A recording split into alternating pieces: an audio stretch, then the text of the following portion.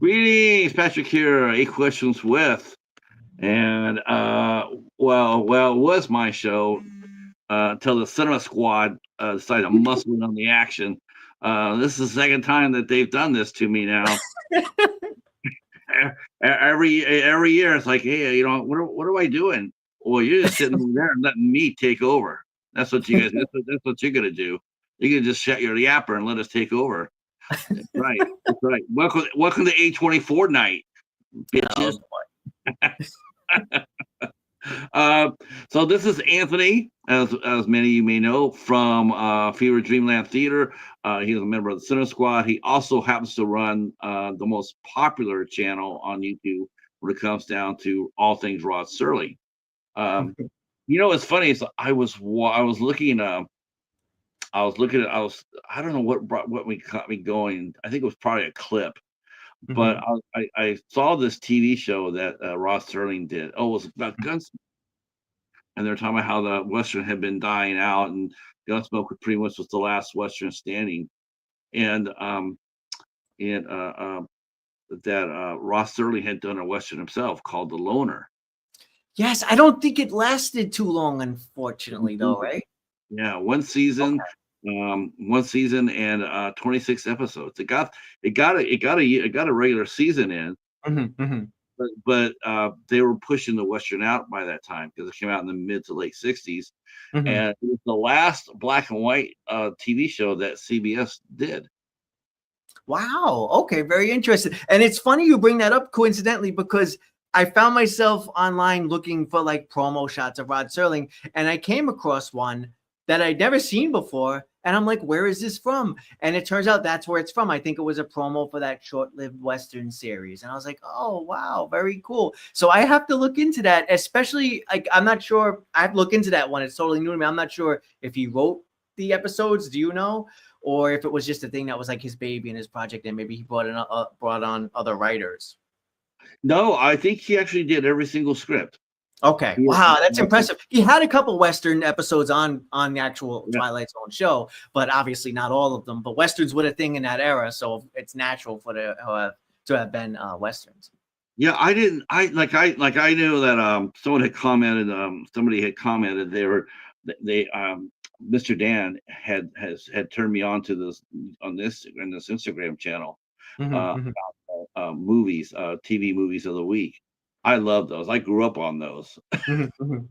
I mean, they had. I mean, you go back and look some of them. You going like, oh, I like this lady. She's the expert on that, and she runs all these pictures of all these made for TVs episode shows. And I'm Mm-hmm. sitting there going like, man, I saw so many. I saw Oh so many of boy. these. Um, some of them were really good, Mm-hmm. um, but some of them were seriously cheesy. Here's Corey. Corey's here. Hobbs Horror. Uh, Hey, hello everyone. and, before we go any further, I will take a minute here to offer my deepest sympathies, and I cannot. I'd like to sit here and say I don't know what I don't know. I wish I knew what to say to Katie, whose fiance passed away yesterday. I wish I could say I could help her out. Like since I went through that, but you can't. Um, it's just something that it happened, and I'm really sorry for it to happen to her. She deserves so much better. Her and Mark deserved a lot. They deserved happiness.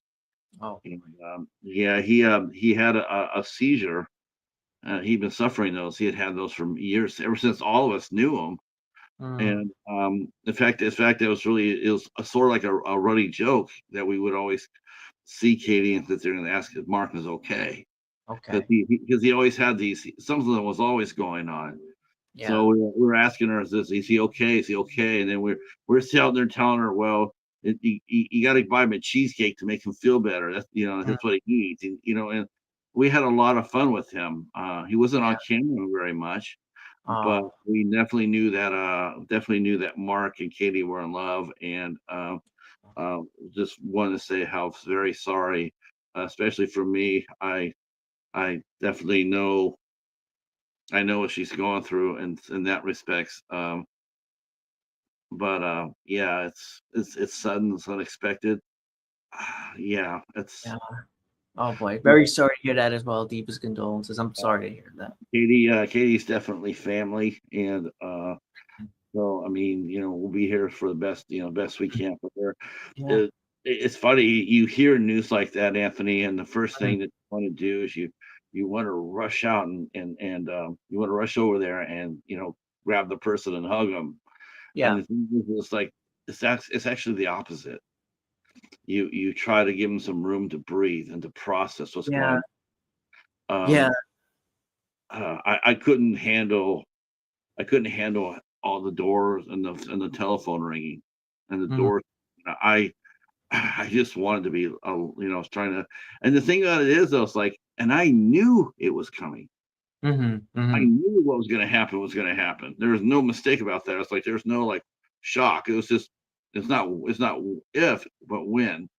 And but for Katie, the sudden of it, it's just not ready for that. I mean, I No. don't think anybody is. I lost a brother that way, and sudden, Oh. and I thought, you know, it's rough. It's rough. Yeah. Anybody Yeah. who's lost somebody like that knows, Um, poor Katie's right. Yes, the Wonder Twins are here. Double feature productions, Mika and Kira. Uh, it's supposed to be Mika and Kira, but I find myself saying Wonder Twins when I see them. Uh, I love the twins. We're talking about they had a great show the other day. They're talking about I'm not sure what the first movie they're talking about, but they were talking about they're doing a double feature about comedies. I got there just in time for them to start talking about Friday. Friday is Mm. that's my all-time favorite comedy show movie. I Okay. will Friday is my number one for comedy. If I got stuck with one comedy for the rest of my life, it'll be Friday. That movie is hilarious. And Hey, well, that was the early 90s too. Speaking of 90s, I know before the show we were talking about 90s stuff, right? yeah, So it was definitely like early 90s or maybe mid 90s or something like that. I Yeah, think it was great movie. midnight. Did you I see think any of did you see any of the I think there was one sequel for sure next uh, Friday. yeah, that was all right. I think there was two ones. There was that one where they introduced Mike Epps, and then it was then there's another one after that was Christmas. The second one had moments. Okay. The dad trying to, moving his son out to Rancho Cucamonga. That was always hilarious to me because that is actually a real city, and I used to go I Okay. used to go I used to go fishing in that city. Whoa, wow. Wow. Good fishing? Yeah, I used to go catfishing and bass and bluegill fishing. Nice. Nice. Yeah, Very cool. the lake wasn't that big. It Mhm. really wasn't that big, but they had the monster. You always hear about the monster fish in there, right? You always hear the legend of the monster. Mm. Well, I can tell you that legend, at least for me, it was Mhm. there because I was fishing, and I got my pole got hit. Oh boy. It destroyed my pole. I went I went I Wow. went I went to bring it back and to reel it down, and when I Yeah. came back the second time up, the whole reel just went, and you see smoke coming out of it. It was Oh just my God. it was it was just like, and everybody knew, says, "Oh, he's got the big chief. He got the big chief." Yeah. Yeah, well, I don't have no big chief now. All I got is a broken ass pole. A broken smoking pole. Wow. Okay. Uh, Wow. And what about that's a fishing story. now? How about New York? I mean, you're not that far away from Amity. Amity and East Yeah, Central. You're not I've that- been there. We drove by the house when I was a kid. Yeah, I had to see that house at one point in the early 1980s when the movies were starting to hit, right? And I remember we made a drive out there, and it was just like it creeped me out just seeing that house alone. But beautiful area, absolutely beautiful area. But yeah, there's some decent fishing here in New York. There's an area called City Island. You can go out on boats and stuff like that. Yeah, many years ago, got to do that with my dad and brothers, and it was sweet. It was very nice, very nice. I wouldn't, I wouldn't trade that in for all the things in the world. It was very nice to have gone fishing. I would have loved to have seen. I would have loved to, to go fishing off the coast there. Not Mhm, maybe not necessarily, like maybe not necessarily like get in there and say hi, pal. But I mhm. definitely like to be in a nice boat and go out there and see a great white swimming off the shore. Yeah, Um, it'd be a fun experience. I see clips on YouTube, Hmm. and man, it's man, some of those sharks are so big, and I'm thinking to myself, well, man, thank God they're not, thank God they're not breachers like they are down in South Africa. The Yeah. great whites, they breach down in South Africa. They jump out of the water, Oh God. but they don't do that here on our waters. They don't do that because it would be terrible because there's so many little boats out there, and it's like, man, if they ever leaped, that's a movie right there. Oh, absolutely. Oh, I'm stealing that idea right now, and I'm gonna I just will. kidding. There's a new movie coming out because we're going to talk about movie previews, but there is a new movie coming out this summer from Mhm. the master of all cinema, ISC Shutter, ISC, and it's called Dangerous Animals. And from what Okay. I've gathered from this, it's got this killer who who's captured this girl, or Hmm. he's captured people. He's captured people, and what he does, he puts them in a cage, in a steel Oh boy. cage, Okay. and they have to stay in the steel cage.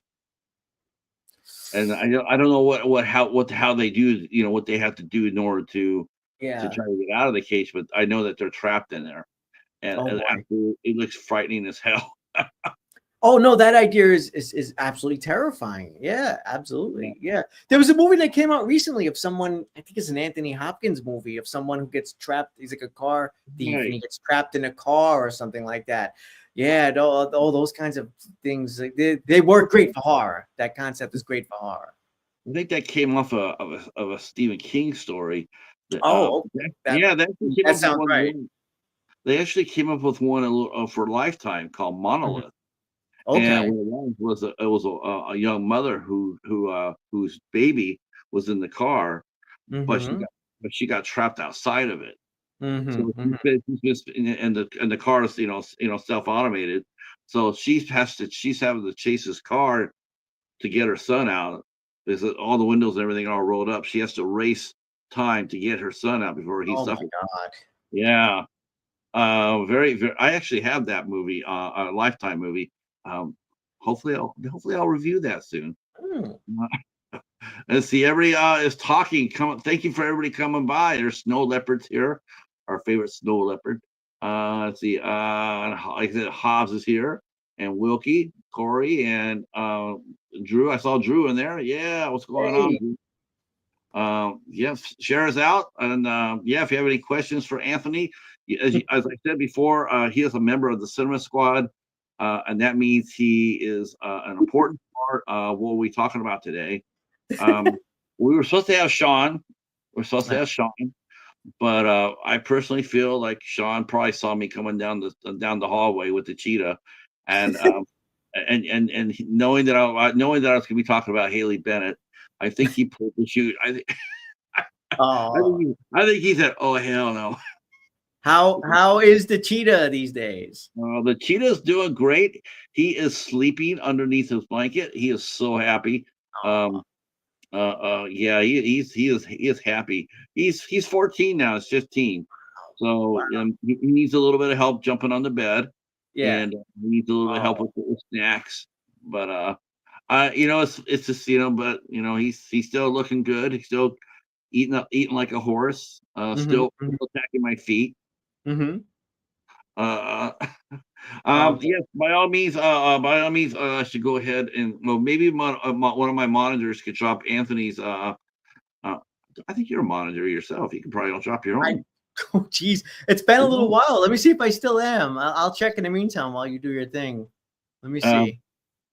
so we're going to talk a little bit while Anthony does that. We're going to be talking about today about something that I think that all of you will be interested in. We're going to do a little preview. We're going to talk a little preview 25. A lot of great movies coming up 2025. We're going to be doing that. We'll talk a little bit about we're going to talk a little about the Cinema Squad and award shows, and we're going to be talking a little bit about the being the award show.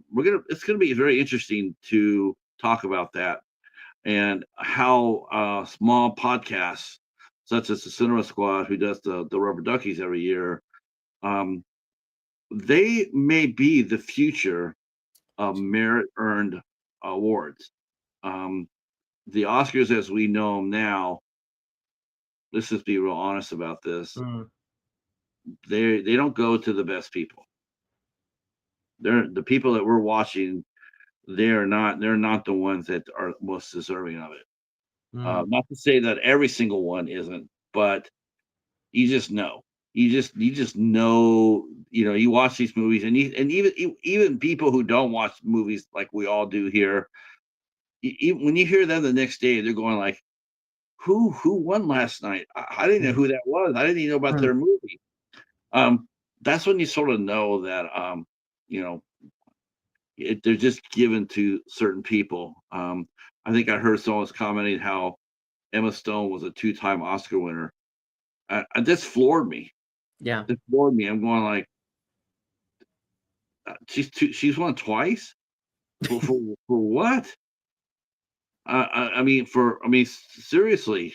Uh, I mean, I can see her. The only best thing I've ever seen her do, she was part of an ensemble cast. There, Yeah. she was not. She was not a.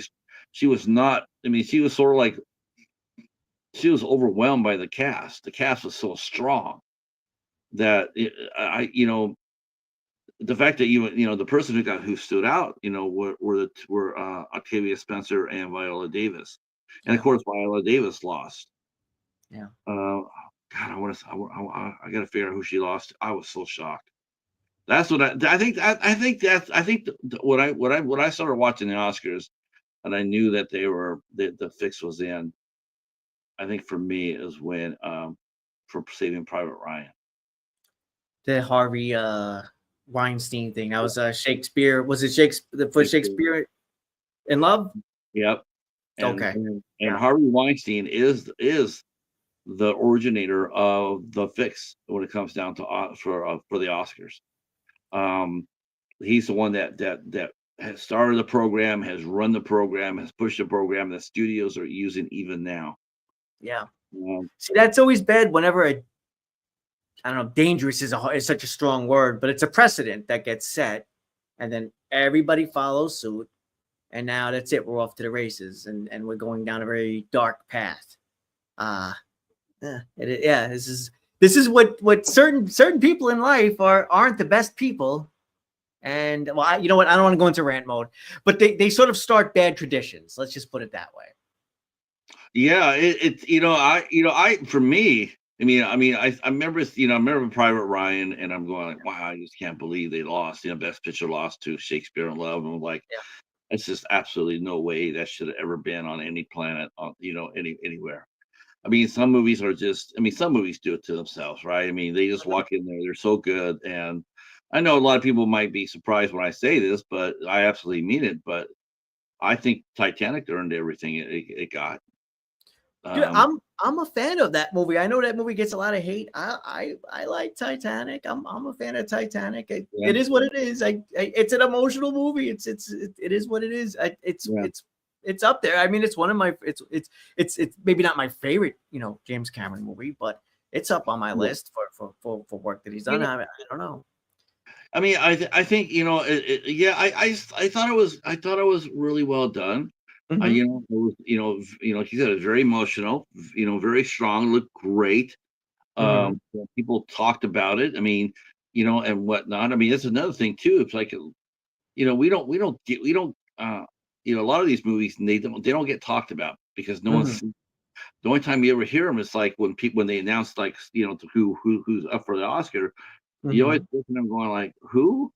And Hmm. that's because one, while you're sitting there watching Emma Stone, get nominated for the 20th time, and when you see someone like my girl, who Yeah.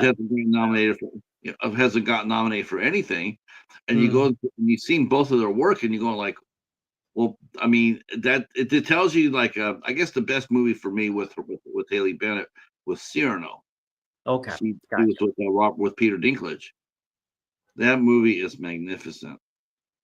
It's Holy, always tough when we have our own personal favorites to like try to look at it and not be too biased. And that's always a little bit of a thing, but yet it's like, I don't know, you just look at it and you just like, it still bothers you. It's just like, I don't know, man, but like, I know maybe I'm biased. This is one of my favorite movies, but XYZ deserved the win. Like, it's hard to just not see it. I mean, the Weinstein case is probably one of the clearest cases of that. Oh gosh, yeah. We'll Yeah. get into that in a few minutes. Now I love Cyrano. I Yeah. do. I really do. I thought Cyrano was a great movie. Was it the best movie that I've seen her do? Would I consider her work in Cyrano versus Swallow? As you know, I think Swallow deserved at least a nomination. That movie, it got underneath your skin and stays there. It's like that's what like Parasite did. We're watching Parasite, and it just got underneath your skin, and it stayed there. You're thinking about that movie like all year round. So when they That's do another that's another sign, right?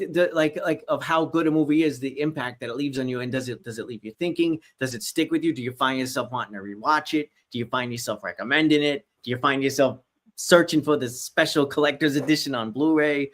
How much does it really stick with you? Yeah, so that's great. And like, we all have our little personal lists of movies like that, right? Where they just, this is it, man. This is my baby. This is my movie. I'm gonna go back to the chat real quick. Yeah. Let's see. The twins mentioned most anticipated film as Sinners with Michael B. Jordan and Ryan Coogler. That looks to be pretty awesome, quite honestly. Which Brad Pitt movies do you guys like more than Fight Club? Gosh, I would have to sit there and say honestly, it would be Seven for me. God, As far as that goes. that is a tough competition, man. He was really good in World War Z too, and that's a popcorn movie, but he was really good in that. He's good in everything. I like Brad Pitt a lot. I don't know. Yeah. I might lean. Jesus, that is a tough one. I might lean toward Fight Club. I don't know. I think that's an experience I had. I remember catching that movie in college. It hit me at the right time, but then again, Seven. I don't know. Come back to me on that one, because I don't want to hold up your show. Seven definitely would be my pick if I had to pick. So you'd go with Seven, though. Oh yeah, that movie. Here we are talking about it, and it's already creeping you out because you're thinking, you're thinking of all those, like, it's sort of funny. It's like it's sort of, and I think it came out first, if I'm not mistaken. I think it came out first before Saul didn't it? I think it did, because I feel like, wasn't Fight Club like 1999 and Seven? 97, I think 97, 96. I'm not too sure. Yeah, but you're saying either way. You're saying Seven came out first. I then before Saw, maybe, or did they come out before Saw? Oh, you're saying before Saw. Sorry, I misunderstood. Oh yeah, Saw. I feel like was like 2000 or something like that. Yeah, because I'm thinking about let's see, Seven came out in 1995. 95. Thank you. That makes sense. Yeah. And then Saw came out, I think you're right, around 2000. Yeah, and so you look at Seven, you go back and look at Seven, you're going like, Jigsaw's a badass, but he really ain't got nothing on. He ain't got nothing on Seven. I mean, those traps and those. I mean, that's. You're sitting there and especially this is another good solid piece of acting, but you get a badass character actor, right? And like John C. McGinley, who plays the SWAT cop, and they go and fight Sloth.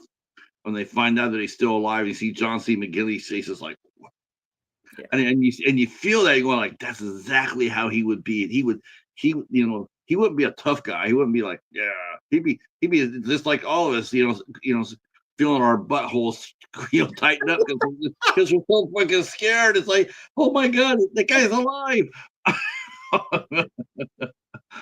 Seven was brilliant. Definitely was. Agreed. So, but that's another good example. Like a movie like, and the thing is though too, when we talk about movies that don't get their due course, and we've been talking about this for the last 15-20 years, about how horror movies and how superhero movies, who basically have driven and kept the industry alive, two genres have kept the industry alive, Thank you. And thank you for saying that, because I feel like they don't get enough appreciation for that, you know? But at the same time, it's like a double-edged sword. They also get bashed for it. I don't want to cut you off. See, I need to do more live streams, because then when I get on a live stream, I don't shut up. Please continue. More live streams. Because it's funny because during the pandemic, so here's the pandemic, and then we're watching the movies, and no movies are coming out, right? Hollywood's not releasing anything. Who comes in there and saves the day? Little ISC. They released 3 movies during the summer of 2020. They released Wretched, which was #1 film in the country for 7 weeks in a row. A title record. Relic, and Swallow. All 3 of those movies came out there, and they were all #1. They all came out there and basically saved the summer of 2020. People, that was basically the only thing that was really out there for people to watch. Yeah. Those 3 movies that came out there, and they did really, really well. So you appreciate the effort, you appreciate and the faith of the other. Again, you go back to IFC, you gotta like, wow, you had a lot of faith to put those movies out. But there is horror movies, three great horror movies, and not a whisper. Not a whisper. Not even shake your hands in the bathroom. So what did you watch, and what did you think of who won best movie of the summer? No love, no appreciation, no media love at all. Do you think it'll ever change? Yes. Okay. And I think podcasters. Yeah. I think podcasters such as the Twins, such as Corey, or anybody who does an award show like you guys with the Cinema Squad. Now everybody says, first, but think about it, when you first got together, you didn't have anybody watching you. You didn't have anybody watching. No, God, no. Danny didn't have anybody watching. But every year, as you have done your award show, and I want to know how you guys how did you guys come up with the Rubber Duckies? How did you guys get it moving? It was, I was more of like a guest early on, but I kind of definitely helped out doing like graphics and things early on. But that first show, unfortunately, I wasn't there. I was there for the after show. But back then it was actually Joe was in that spot, a guy named Joe, Geeky Hijinks. Yeah, good guy. I miss him. But that was mainly, I would say, the other guys' baby, like Shawn and John and Dan. That was sort of their baby, that show. I came in a little late, but I've been around for the last 4 years, so obviously I've been a big part of it for the last 4 years of it. But it just came out of just a basic general love of movies, and just sort of like a general love of like just being, we're friends anyway, and like, let's just do an award show. Let's just do our own. We don't need to just go with whatever happens to be out there. It's similar, I guess, maybe you could say, most to maybe the Spirit Awards or something, you could say, in terms of tone, and maybe being a little more casual and a little more creative with the categories that are in there. Although I will say, I'll level with you, I am going to miss the best, sex category. I will miss that one. But a couple people did not take us seriously for that, and they did not like that category. All right, fine. So we lost that category. I always thought it was. In a way, it's also great in a sense, in the fact that what it did was when you we can't do that. I mean, you could, but to keep the credibility rising, and this is really what it's all about, isn't it? And I mean, that's the one word that you want associated with an award show is credibility. I know that's always the push-pull conflict I have, that like the other guys, I would say the other guys on my team, I love them all, miss them all the time. They're like the biggest film lovers in the world. They make it out to the movies way more than I do. I'd love to be able to get out to the movies more often, that's for sure. But they're like the hardcore film lovers. Yes, I love movies as well too, but they're like, and they have such a wealth of knowledge and stuff. I'm more of like the casual guy on the side who's going to see some of the oddball things. But what I love about it is during that time of year when we're doing the award show, I'll level with you, I'm able to catch up on all of this fun mainstream stuff and all of the newer things. I get myself for a second, I get myself out of the Twilight Zone, literally, and out of the my forbidden planet or whatever it is that I'm kind of like, loving at the moment. And I join into whatever the year is, and I'm like, okay, let me join 2024, 2025 and see what movies are out there. And I blast through all of these new movies, and I'm like, oh wow, so it turns out they're actually making good stuff nowadays as well. And it's a pleasure. It's great. It really is to catch up with all of the newer things. And I end up seeing a lot of things that I maybe wouldn't have checked out otherwise.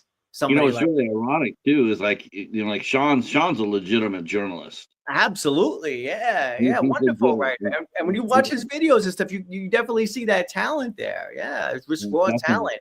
John too, if you ever check out, John too, I have to shout out. Yeah, hit some of his posts and stuff on Instagram are great writer. And I like John because it was funny because when me and Shawn were talking about this, after the seeing the nominations and some of the movies that were there, and I'm just I gave up on the Oscars. I mean, I gave up on the award shows in 2020. That was it for me. I mean, really? Okay. Yeah. That was it. I said, nope, that's just no justice.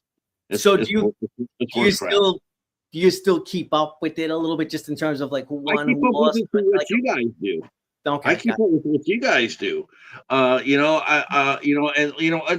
some of the shenanigans that other people did. I know one actress, Andrea Riseborough.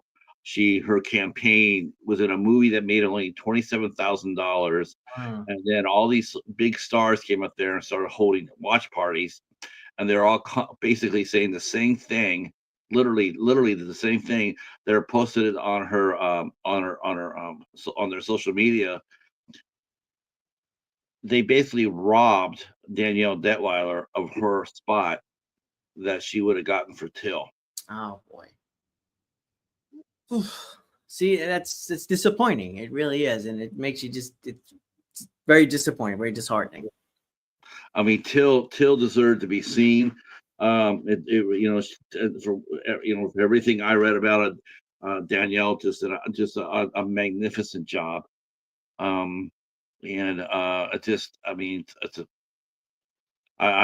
heard about it. I know the story. I know the history of and I was just like, wow, this is a powerful story. Then I started, then I heard about what they did to her. Basically, because she was a lock-in for Best Actress, and then I think it was like within the last 3 weeks, before up to the campaign, before the nominations came out. All of a sudden, now you started hearing about Andrea Riseborough, and then she, getting the last nomination. It was just like, wow, really? That really just, it was sort of like Viola Davis. Everybody knew that she was going to win for The Help. Everybody knew it. And then all of a sudden it's like, bam, she didn't. And you're just sitting there, just like, you get sick in the stomach in a sense. You're sitting there going like, I saw that movie. That movie the movie was great. It was an ensemble piece. Yeah. And I can understand that, if you sit there and say, well, you can't, it's too big of a cast. How can you nominate 1 out of 20? And it's like it's a legitimate argument. Yeah. But for this, no. No. I don't think it's. I think it was. I thought it was going to be. I thought it was everybody thought it was going to be Viola Davis. And then when they gave Olivia Spencer, it felt like, okay, are they doing that to try to make up for what they just did to her? I don't think so. I think both of them deserved their spot. Yeah. But it didn't. They were robbed. I mean, Viola Davis, definitely, she was robbed. Mm-hmm. Yeah. I mean, when these types of things happen, I guess that's why it's important, or at least we can use our platforms at the very least to pick up some of that slack. And whether it's like doing a review of the movie or spotlighting it, or hell, just make a video and just say so-and-so was robbed. It's YouTube. We can do whatever the hell we want. Right. And we could get the message out there and shed some light on this. And like I said, we could either just do a straightforward review, or we could just rant about it. And either way, it could get out there, and we get the good word out there. Hey, try not to sleep on this. This is a hidden gem, or check this out. it was robbed, or this person was robbed. But yeah, by all means, check out this movie, check out this film. That's the best we could do on our side, but I like that we at least have that power still. And and since also a film journalist as well, and she said the purchasing of votes that goes on in awards is annoying. Now, Sean being a journalist, he gets a lot of swag. I mean, he would be the first one to tell you that the studio sent him a ton of shit every year as part of the campaigning. Yeah, As part of the campaigning. Harvey Weinstein came up there and he started what they called about the campaigning.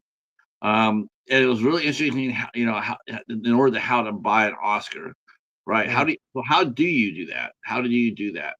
So, and this is what a lot of journalists have to go through. A lot of journalists and a lot of people who vote.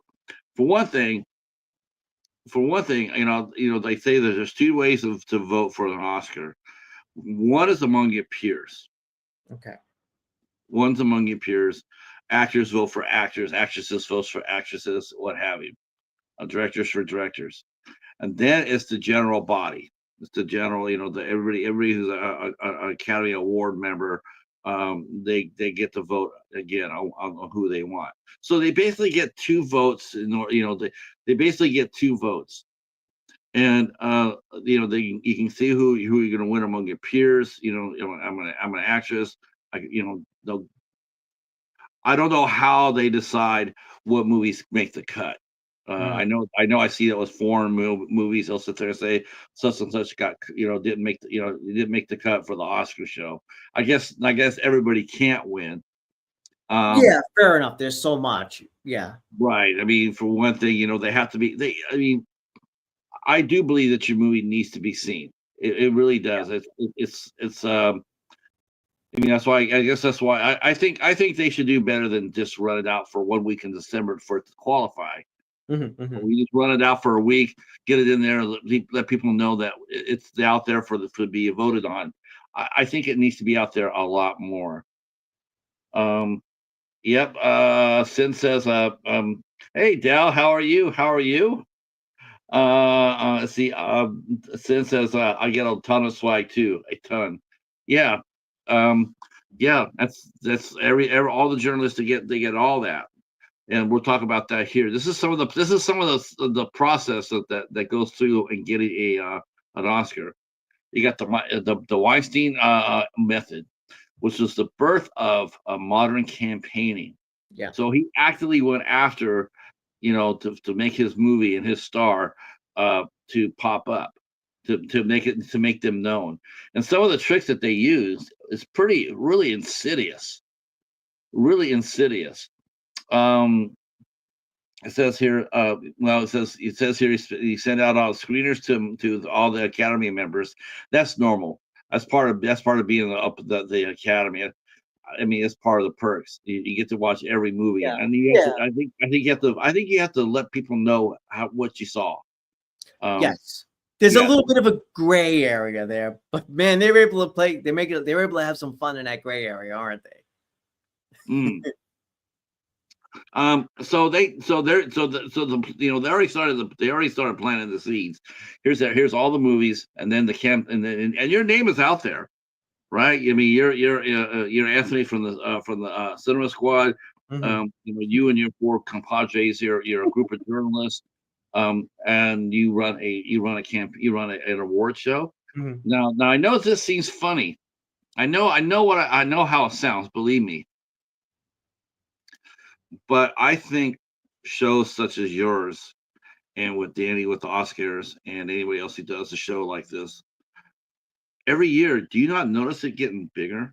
I mean, it gets a little bit bigger. People like when I go back and watch your replay or Danny's replay or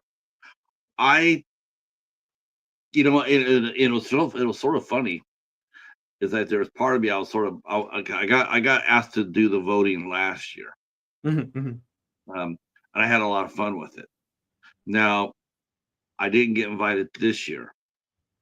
And next year, hopefully. Next year. Well, hopefully I'm not invited next year either. This is what I'm hoping for. I'm hoping for to see somebody like a Sin Okay. or the Twins.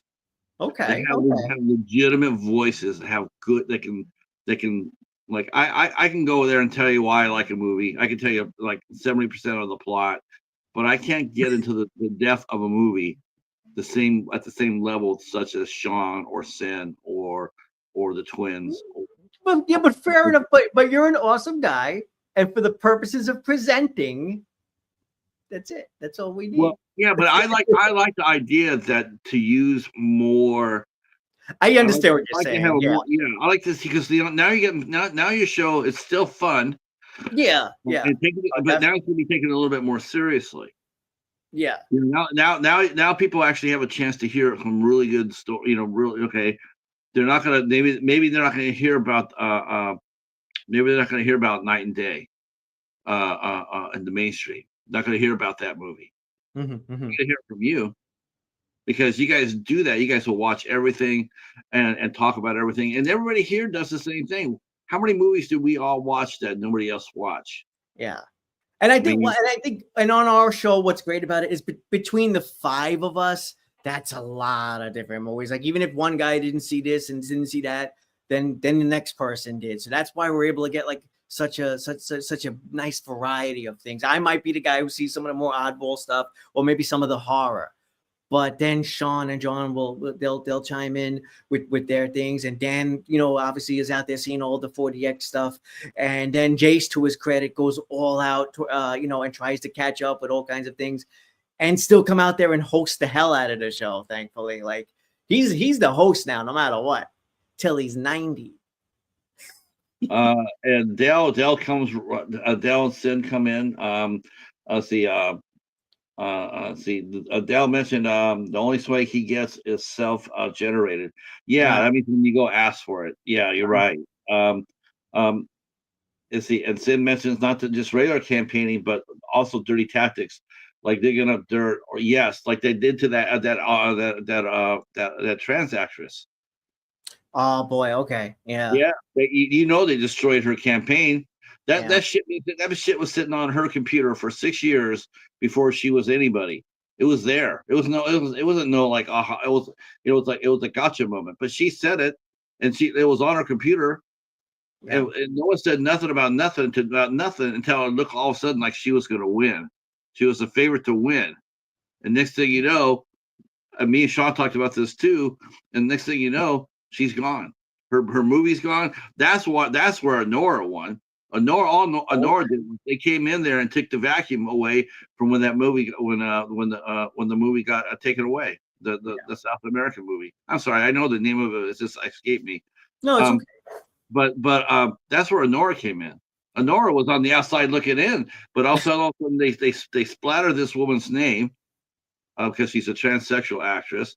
They splattered her name and cost and I'm just and it's just grimy. It's completely grimy. It's an absolutely underhanded move, but it's like people make these moves in life. It's almost like as dirty as politics, if not dirtier. Yeah. Jesus. And so here you go. You got to. I mean, if you really think Honora won all those awards based on merit, I don't know what to tell you. I don't know what to tell you. But I can tell you this: it didn't win on merit. It won through opportunity and $18 million. That's right. I said $18 million. This is above and aboard what the movie was made for. The budget it got for promoting it, to roll it out in front of the public. The producer spent $18 million more to campaign for his movie. This is what John was sitting there saying when he was talking earlier with me about Night and Day. He says the people who made that film, they don't have a track record of campaigning. They won't. It's not going to go anywhere because they don't have a campaigning. It's not the type of movie that's going to go out there and get $100 million gross. It's not. It's a historical piece by Virginia Woolf. It's an art house movie, but the acting is top drawer. It's top drawer, but it's an art house movie. Yeah. But it's not gonna. It won't get any love at all because they don't know how to run a campaign. They don't, and they probably won't have the money to do so. All right. Hopefully you guys are digging this conversation. Let me know in the comments of or if this is interesting or not. If not, we can always do Twilight Zone. Well,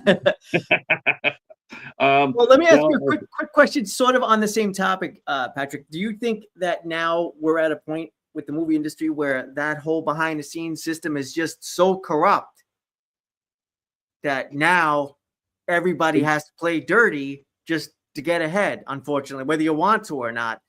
And almost regardless of whether or not your film was even great or not. Ideally, we just want the best movies and the best actors, and ideally we want the best of the best to win. But it seems like that's not the case. So we have to everybody has to start making all these moves. And then if this guy's doing this, well, now this guy has to out trick them and outspend them and outdo them. And we end up with a corrupted system. Again, much like politics, not to get as much into that, but like, do you think that that's where we're at with now, with that industry where it's just really corrupted?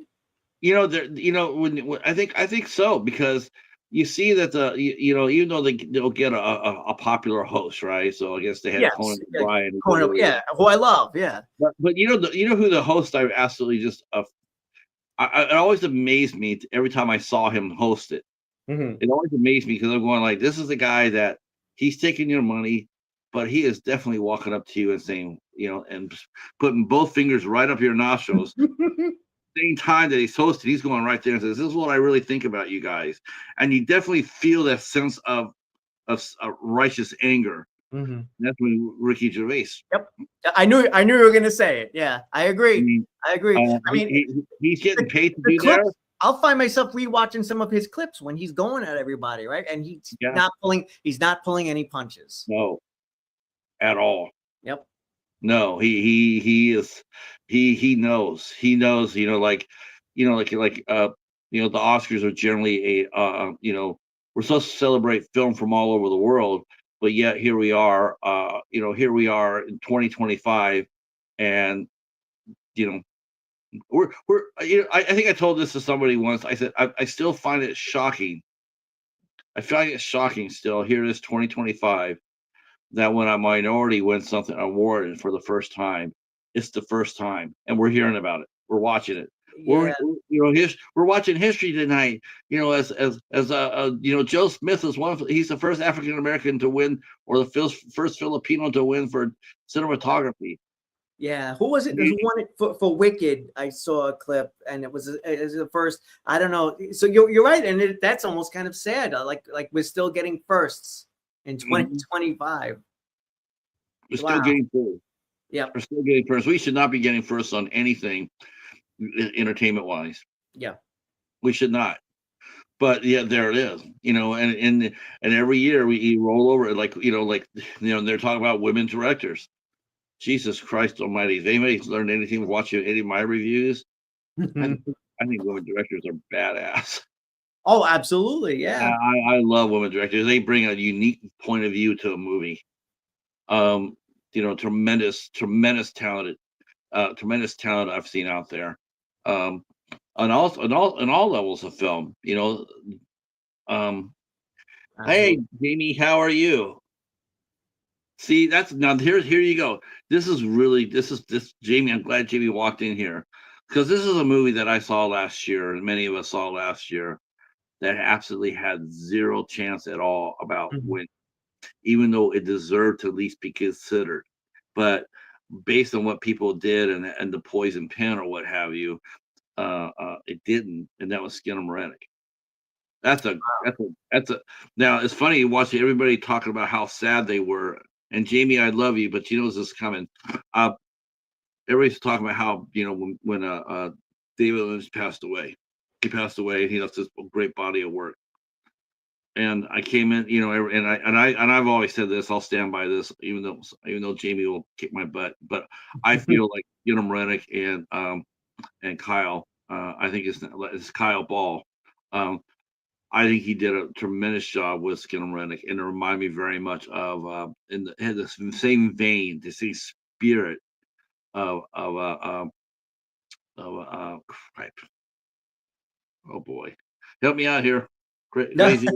Get the chat going. Well, at the No, very least, yeah, even now, if now, you no, weren't, yeah, machine. Well, not machine. I say machine head. Not leather. Oh my gosh. and I'll say one thing about that movie too, whether you loved it or hated it or whatever, is that it you have to also credit it for trying something different, right? And being that's something like we're always asking for. Hey, like I want something original. I don't want a remake. I don't want another sequel. I want something different. And then here you have something that's very, very different, whether you love it or hate it. Like, and I always have to give credit to a movie whenever it does something like that and tries to just go its own way. Agreed. And the movie I was thinking about was Eraserhead. Eraserhead is another Eraserhead. Oh fantastic my god! example of that. Love it or What hate it. what a what a what a what a what a what a amazing movie that was, and to come out there and to and to get out there and people talk about it. People still talk about that movie today. In Yeah. fact, I think for a lot of people, a lot Mhm. of people, I think they know David Lynch more for that movie than a lot of his other more public movies, more Yeah. movies. I think I'm they mainly familiar with that one more myself, to be honest with yeah, you. me Yeah. too. Yeah. Me too. The first, I mean, I think about Eraserhead, and then I think about the TV show Twin Peaks. Yeah. Of course. Yeah. Yeah. And then maybe Mulholland Drive. Mhm. Mhm. Uh, um, let's see. Come back over here. It says this is what essential for showrunners such as people of color or women to create our own stories, especially if you aren't seeing them being made. Well, Yeah. yeah, more power to them. Absolutely. I have no, I now that this is a another thing too. About the Oscars and what we're seeing. We're seeing Disney, doing live versions of their films. Mm. And they're casting, they're using diversity to on their princesses.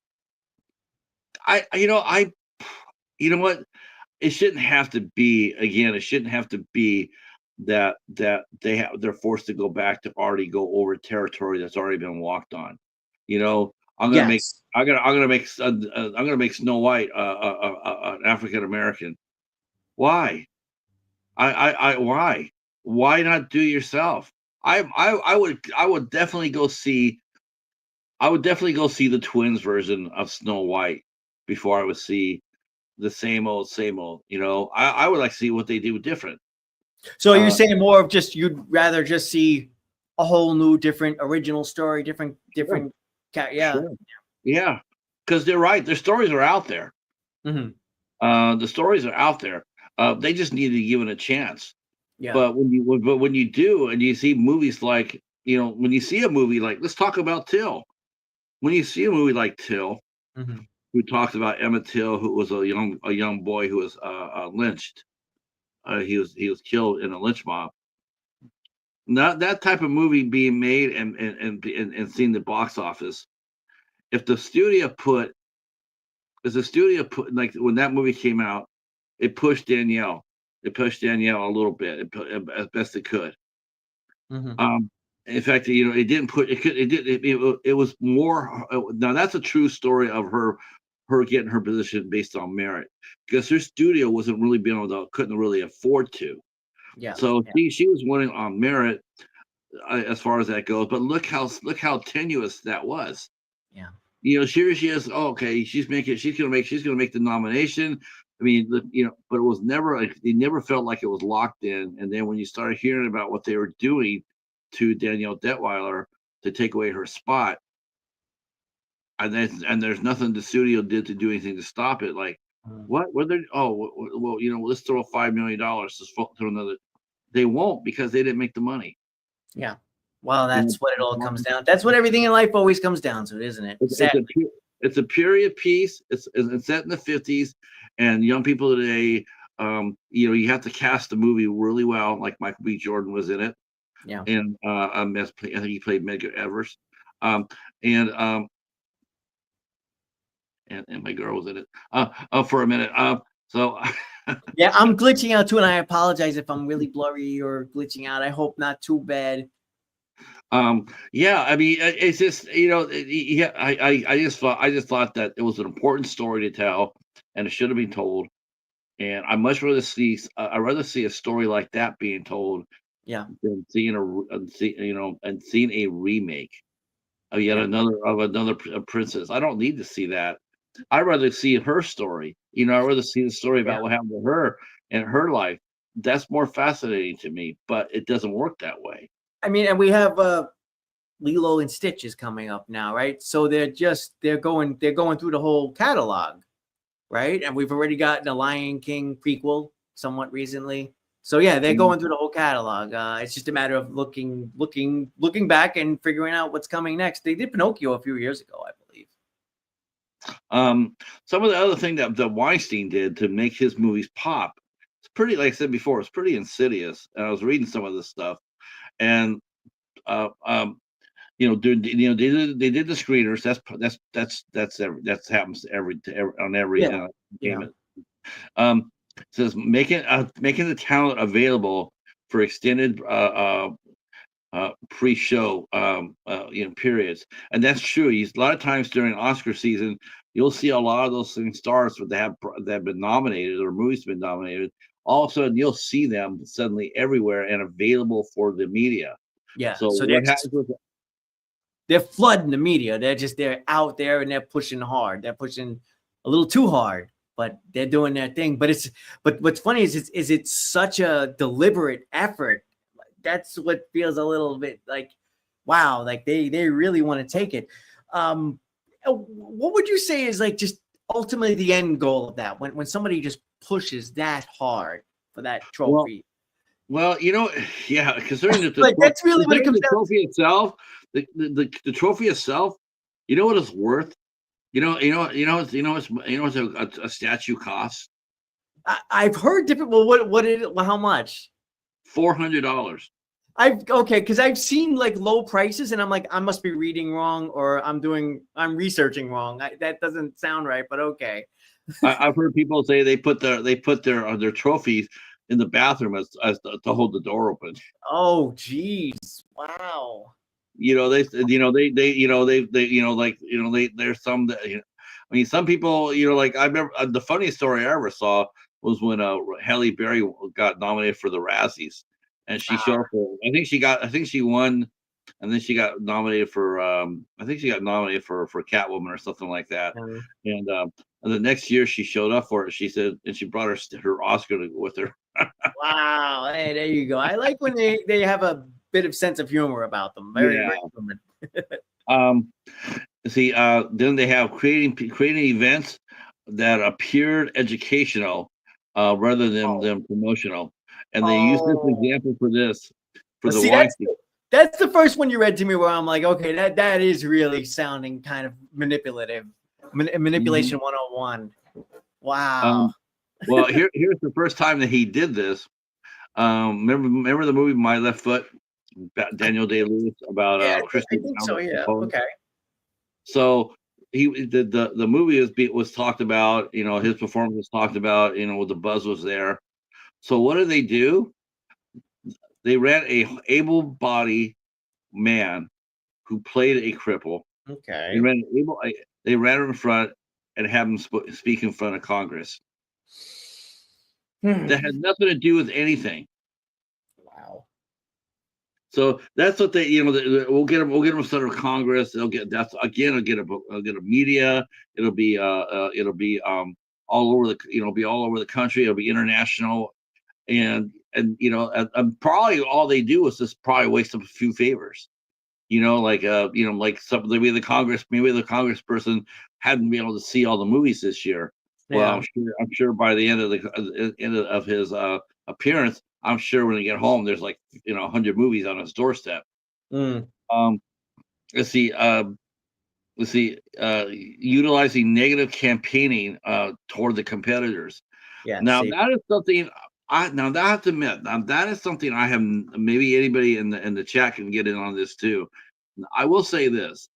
Uh, well, maybe not so much for the Emmys this year, but I have never heard anybody, as far as actors go, I have never heard anybody attack another actor for a role. Like that person won. Like all right, like roll their eyes at it. I've never seen that.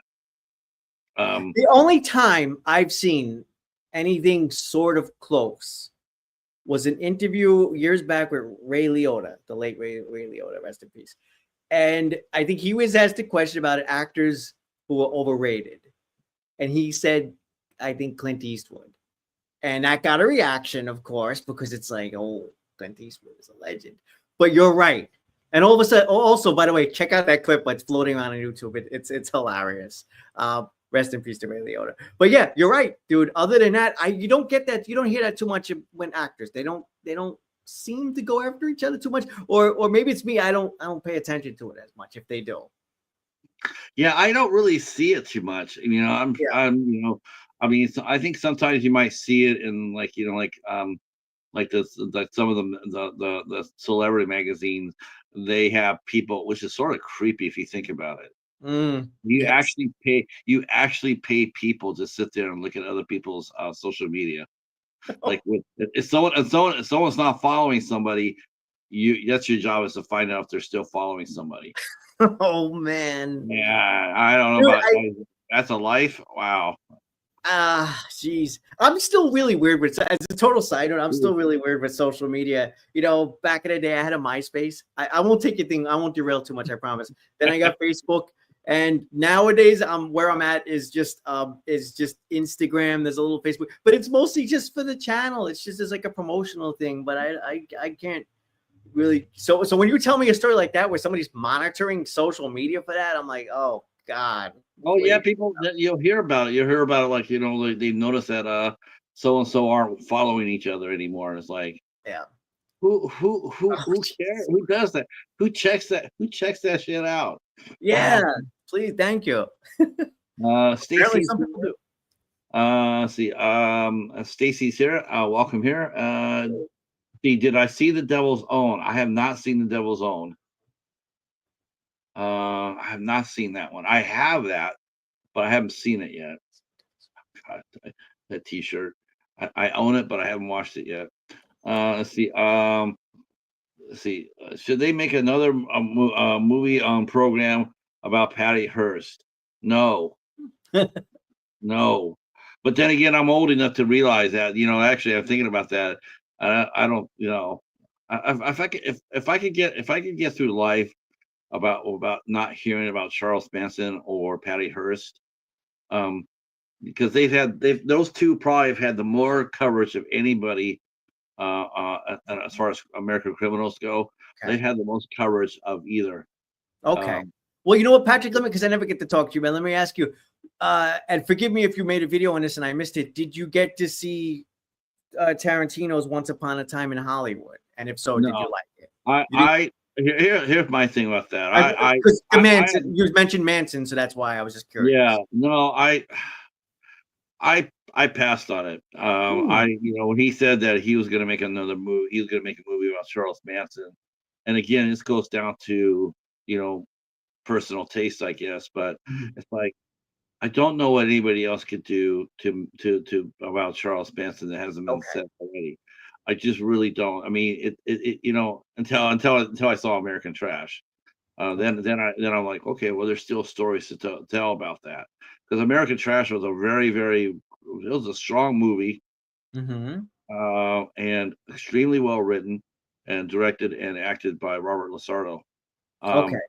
I was blown away. I was like, okay, he has managed to come up with something new on a twist on this, and and I think it even carries through to his real life, which I'm going to be asking him about when he gets the show. Oh, okay. I noticed during a lot of his pictures, he's wearing Manson T-shirts. Yeah. Now, there's some people of two minds. There's two minds. There's the Charles Manson who was the mastermind of the murders, and there was the Charles Manson who was actually an artist. He's actually a singer. He played guitar. He sang. He worked in bands. There's two types. There's two sides of him. But I didn't watch that because he was going to make the movie, and this is Tarantino. That's one good thing about Tarantino is he'll tell you exactly what he's thinking. Yes. Even at his own detriment. But he sat there and said, "It's the 50th year of the murders. I want to make a movie of it to celebrate it." That's what he said. Celebrate. Well, Like, dude, there's nothing to be celebrating here about that. Or you can remember it, but celebrate it. And then he said, then he went and he went to the studio. He wanted to release the movie on the day of the murders. okay. Well, that's a bit much. Yeah. He said he said he got the approval of the sister of Sharon Tate. I guess she initially she was supporting it, but Okay. I think the longer she stayed around him, the more creeped out she got because she started pulling away toward the end of the experience. Um, Understandable. Okay. yeah, I mean, when you hear him talk about it, that's the other thing too. It's like if you're going to talk about a real life tragedy event like that, this is sort of the kind of voice you're going to use to talk about it. You're not going to get the Tom Cruise jumping up and down on the couch about it. And that's what Tarantino did when he announced his project. Mm. He was excitedly happy that he was going to do this. He thought it wasn't any he didn't have any respect for the subject matter. All he Okay. saw was this, and then of course the incident with where he had Bruce Lee, who get beat up by I guess by one of the characters, and and very disrespectful to Bruce Lee's memory. And it's like there was no reason for that to be in there, and and didn't and when the family of Bruce Lee objected to that, like that's not how it was portrayed, was Yeah. right. And he says, well, it doesn't really matter because it's not really the same world. Well, Yeah, that's what I was gonna say. That's the problem, is that it's not really the same world, but it is still depicting events that actually happened. We're not, this isn't just wholesale, just a made up story. We are obviously pulling from real life and real people who sadly died. So yeah, I understand the sentiment that you say. Yeah. it's a making serious films. It's a so you go there and you look at that movie. You look at the Charles Manson murders. You look at that how that was handled Hmm. and publicity and everything else versus a somber film, something like a Titanic or a Saving Private Ryan or Yes. or yeah, they're told with sensitivity, and and I can appreciate that. Uh, I think every running up and down the street, kissing Tarantino's ass when he really hasn't done anything. That gets me too. We're gonna go ahead and vote for him because it's Tarantino. It's like, did you really just take a good hard look at what he's offering you? Just Mm. really take a good hard look at what he's offering you. And I saw this with American Trash, and I was watching Robert's movie, and then I go back and I watched Django. I saw Django because me and Al we did a show based on Django the Italian, the original movie. Oh, okay, okay. Now everybody got if I'm not mistaken, I think the movie Django got nominated for some awards if I'm not mistaken. I think so. Yeah, yeah. I'd have to Um, check, but yeah. but you could tell the movie was to me it's like you could tell the movie which one was better. Tarantino seems to think that the more curse words he throws in there, that's writing, and it isn't writing. There's no writing there. If you took away every single cuss word out from our Tarantino movie, I thought there'd be enough left to put on a comic in a comic book. No, Christoph Waltz won an Academy Award. No, wait, no, that's no. I think that was for that movie. Yeah, because that was 2013. Django Unchained, right? Yeah. Yeah. So Christoph If Christoph Waltz. you go back there and every other word, it's racist or it's profanity, and yet somehow that it equates to an Oscar winner.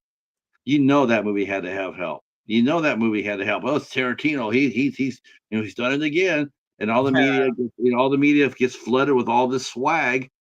And Tarantino was everywhere. Tarantino was everywhere. Him and Brad Pitt were everywhere Yeah. talking about that movie. You can see the machine at work.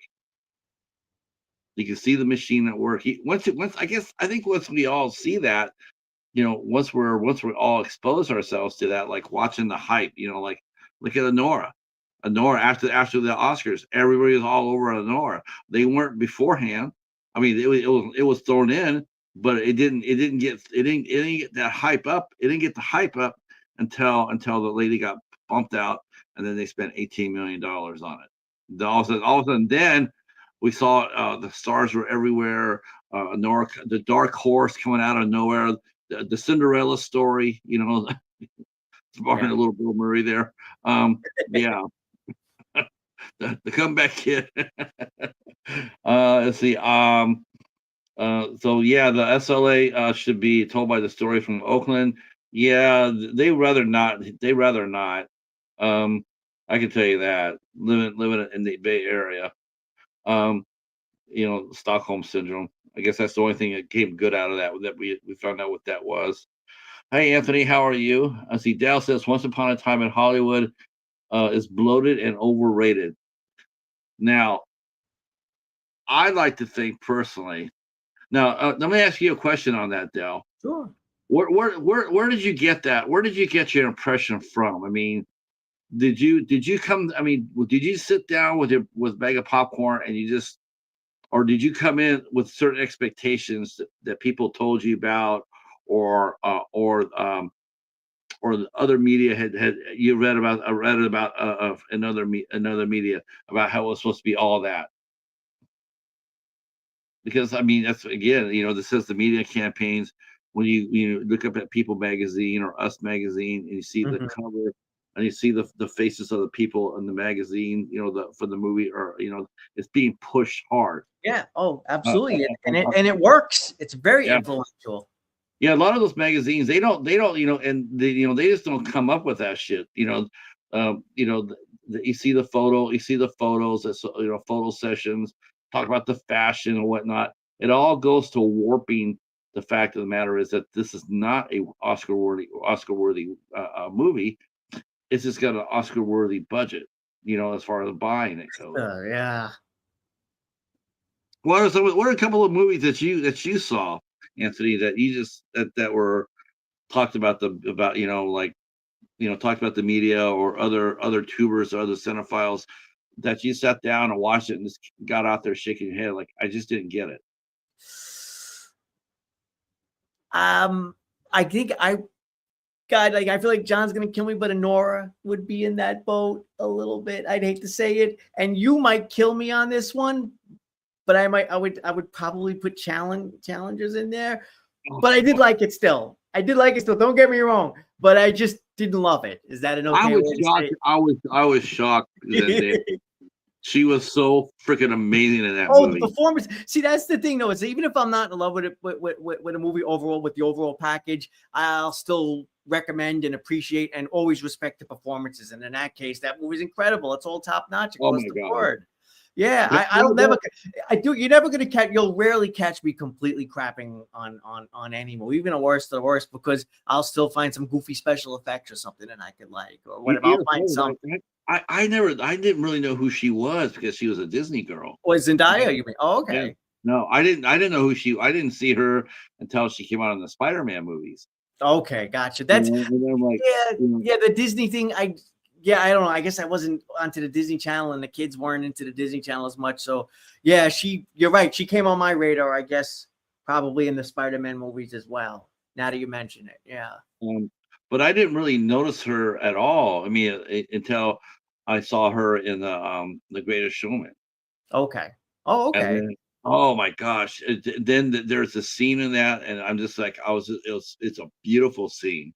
It's Rebecca Ferguson's out there. She's singing, Never Again, and I don't, and then he's standing. Oh no, I don't think it's Never Again. I think it's a little slower. Well, anyway, she's standing next to Zac Efron, and Zac Efron he's upper crust, and Zendaya, she's more, she's not in society, and they touch, they hold hands. He's holding her hand, and then okay, look, he's accepted me, and then people in his circle look and they see him holding her hand. Then he lets go of it, and she's just, and they frame her there, and Oh, she is beautiful, long, beautiful long neck, just a beautiful girl. And it's like I'm going, well, that she's bringing it. yeah. That all she did was just stand there. She didn't say anything. She just stood there, and you see you see her performance all on her face. You can When just they can, yeah, when they can do that with just their face and raw emotions, that's when you know you really have some raw talent, right? oh When my it's god, just there's no dialogue, but yet no. they can sell the moment and make you feel it. That's awesome. That's awesome. So when I heard about Challenger, I'm like, I'm thinking, that's something I normally wouldn't check out, but I like Zendaya, so I said Yep. I want to check that out. But yeah, Challengers was a I got to admit, I was not expecting to like it as much as I did. Okay. I thought it was, the at the end when she's sitting there going, "Come on," it just made Yeah. me laugh. Yeah. And the score of that music is absolutely phenomenal. Yeah, That's the no, problem that you I got, like the right? music. I definitely like the music. It's like Yeah, that thumping music. Definitely like it. You have to love it. At least I guess we both like the music in that case. Yeah. music. Yeah, Trent Reznor, Yeah. for Nine Inch Nails did that music. Oh, okay. Well, that So makes sense now. Now you mentioned. I had to Yeah. like it. Yeah. Kind of um, mandatory in that case. Yeah. See, Dale mentions he likes Tarantino movies, so I ignored the hype. Yeah. Um, um, this one suffers from being overly long for no reason. Scenes went on forever without adding anything to the story, and the Manson family finale was exploitive. Yeah. Now, see what I really like about this is like this is to say this year the Rubber Duckies. Hmm. Maybe put it up, maybe you don't nominate it for best picture, and people come up to you and they sit there and say, well, why didn't you vote for that for your best picture? Hmm. And you can turn around and sit there and say, why should I? It's not a very good movie. Yeah. And the thing about it is, though, every year that you guys do your show, and it gets exposed to more and more people. Your voice gets exposed to more and more people, and people take you seriously because they know that you're not bought. Yeah. They know that you're giving your honest opinion. I think you gain credibility. I think podcasters gain credibility. Now I know that some are going to be corrupted. I mean, somebody has 100,000 followers and the studio gives them money or flies them out to talk to one of their stars. Honestly, I can see them going. It would Yeah. take it would I mean, if they came out there and now for me a chance to go out there and talk to two actors that I wanted to talk to. I could do that, but knowing that I can be true to myself. Like, I mean, not everything I'm going to like, a person does, I'm going to like. As long I as as long as people I guess as long as you can keep your credibility, that's the thing. Can I you keep I your credibility? I agree 100%, man. I agree 100%. Yeah, I still consider myself a small YouTuber. Yeah, I don't know it. As much as I love Twilight Zone and stuff, Paramount's not paying me. So there's no reason for me to love every single Twilight Zone episode. There's no reason for me to love everything Rod Serling ever did in existence. If I am not feeling a thing, I just say I'm not feeling it, and I say for X, Y, Z. And I think that extends out to all of us with the rubber ducky thing. Like, if we're just not feeling a movie, then it is what it is. It is what it is. This we're not getting rich, at least not right now. Maybe one day, but not right now. That's for damn sure. So it's all credibility. Yeah, Thankfully. that's why I would rather sit here and watch you and the Cinema Squad, or Danny Nightmare and Gory, or anybody else who does an award show. Yeah, And you could tell which ones are doing it for which reasons. Quite it's more of a fan's perspective. I'll talk for myself. I don't want to talk for the other guys. For me, it's almost more like friends and like just fans of movies, just kind of casually sitting down and being like, I love this, I like this, and this was good because of XYZ, and this one wasn't so good, so we're not going to nominate it. And that's about it. There's not a lot more to it, at least not for me. I think the only thing more to it for me is that I get to catch up, like I said earlier, on all of the newer mainstream things. That's a fun aspect of it for me. Although when I watch too many, it does become a big blur. I will say this. I'll say this.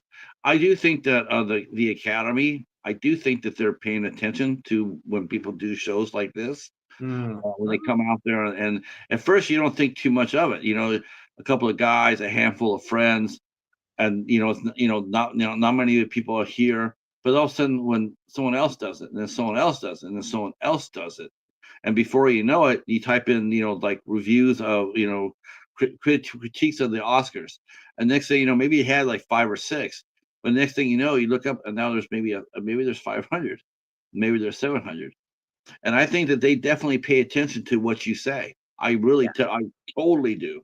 I totally do. Because that's why they're trying to reach out. They're trying to get more hip hosts. But and now they're adding the Oscars for stuntmen. Yes, I heard. I think you told me that in the chat the other day, right? That's actually pretty awesome, and I wouldn't mind stealing that idea for our show actually, because it feels like, hey, it's nice to get these guys recognized right now.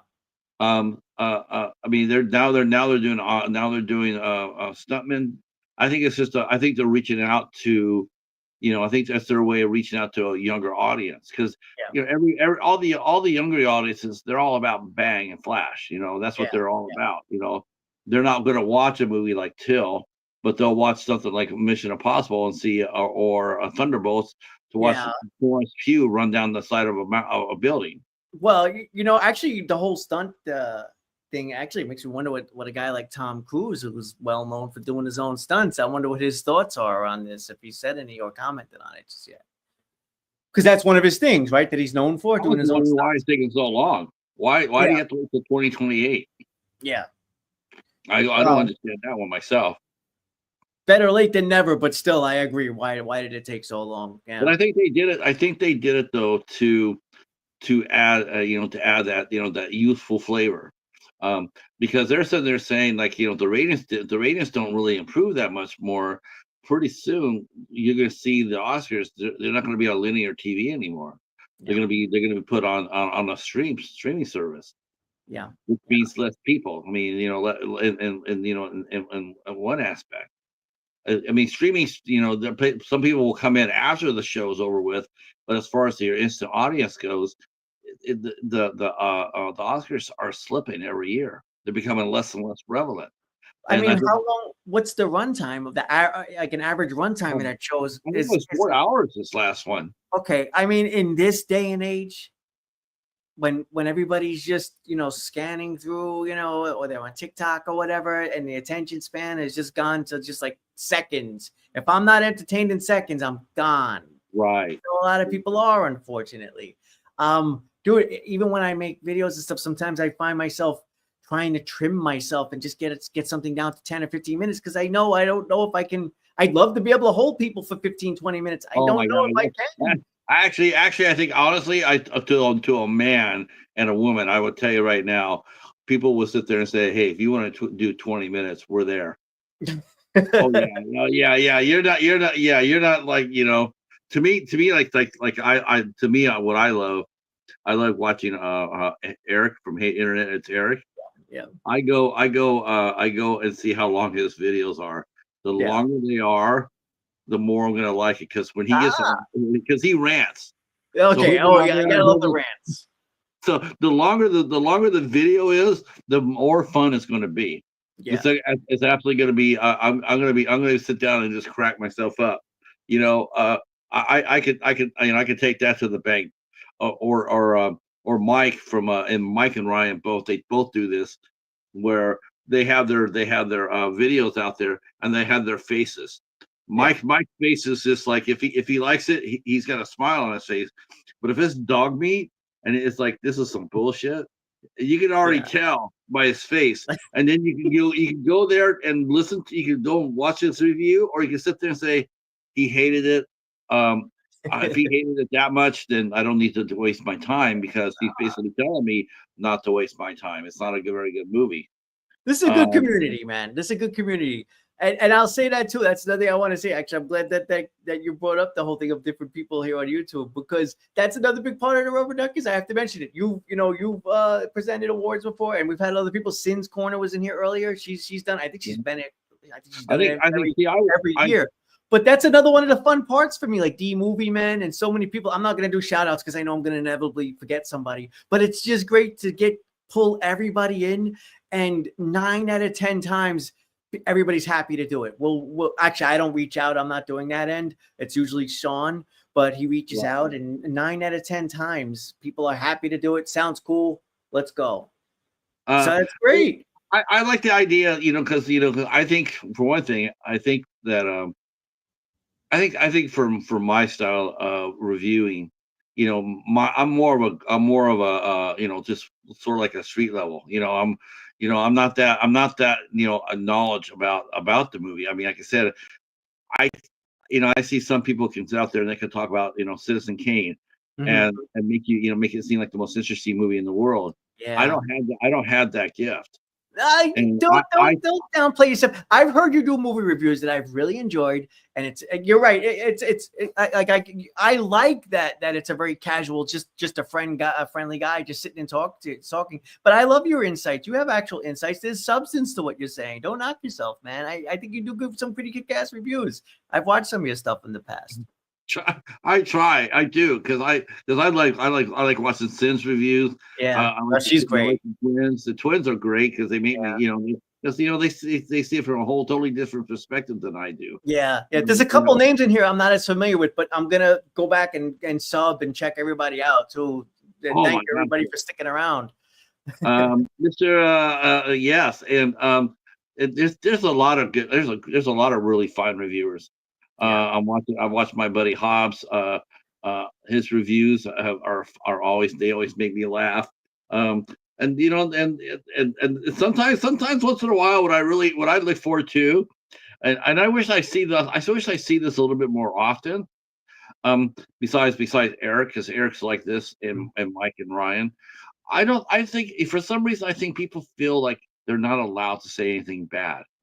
You're not allowed to express anything bad, like Hollywood. Like I love Dell. Dell just walked right in there and said, "Here's what I think about it. I think it was some horse shit." How I get what you're saying. Yeah, and I think you're right. There's a little bit of hesitancy to go too hard on a given movie or whatever for some people, and then for others, it's just whatever. This sucks. I just feel like this, if you're gonna do that, at least give substance and give reasons to why something sucks. I'm not a fan of just this is ass. That's just a cheap comment. If you're just like this sucks, done. That's that bullshit with the bullshit with Snow White. I don't care what those two actresses said. As far as Palestinian and Israeli go, I can give a rat's ass about that. What I care about is it a good movie? Is it do they have fun making it? Does it look good? Yeah. I mean, seeing Gail Gadot. I mean, I'm just shocked that I feel bad for her that this is the second movie in a row that she's come out in that got such backlash. Wonder Woman 84, definitely the same thing. She got backlash over something that was out of control. Dakota Johnson, she got crushed for Madam Web, and it was the horseshit. It was horseshit that she did because she didn't do. That was she comes in and she said that this is not the movie I signed her to do, and yet here she is. She signed to it and she did the best she could for it, and yet people were not. I don't mind people being honest with the review, but I don't like the vindictiveness. I don't think that's it's just as bad as kissing ass. I got 10 screeners from Disney. Disney's the best. That's not right. Nobody. That's cold shilling. Yes. Yeah. But at the same time, I get a screener of Snow White, and I'm going to go there and say, I'm going to go bomb. I'm going to go for photo. I'm going to bomb her on IMDb. Yeah, that's not cool. I think it's at a 1.6, and everybody knows that that's just horseshit. It's gonna end up making its money back. Yeah. Speaking of movies and whatnot, we got time to talk about what's coming up this year. Yes, we have some good nerdy stuff coming up. Nerd. I was looking at the list of what's coming up. Man, oh man, it's funny as how our calendars are dictated by movies. Yeah. Like summer season or spring season or whatnot.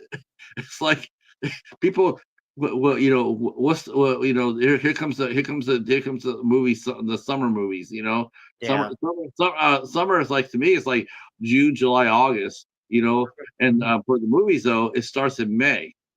Basically, yes. Yeah.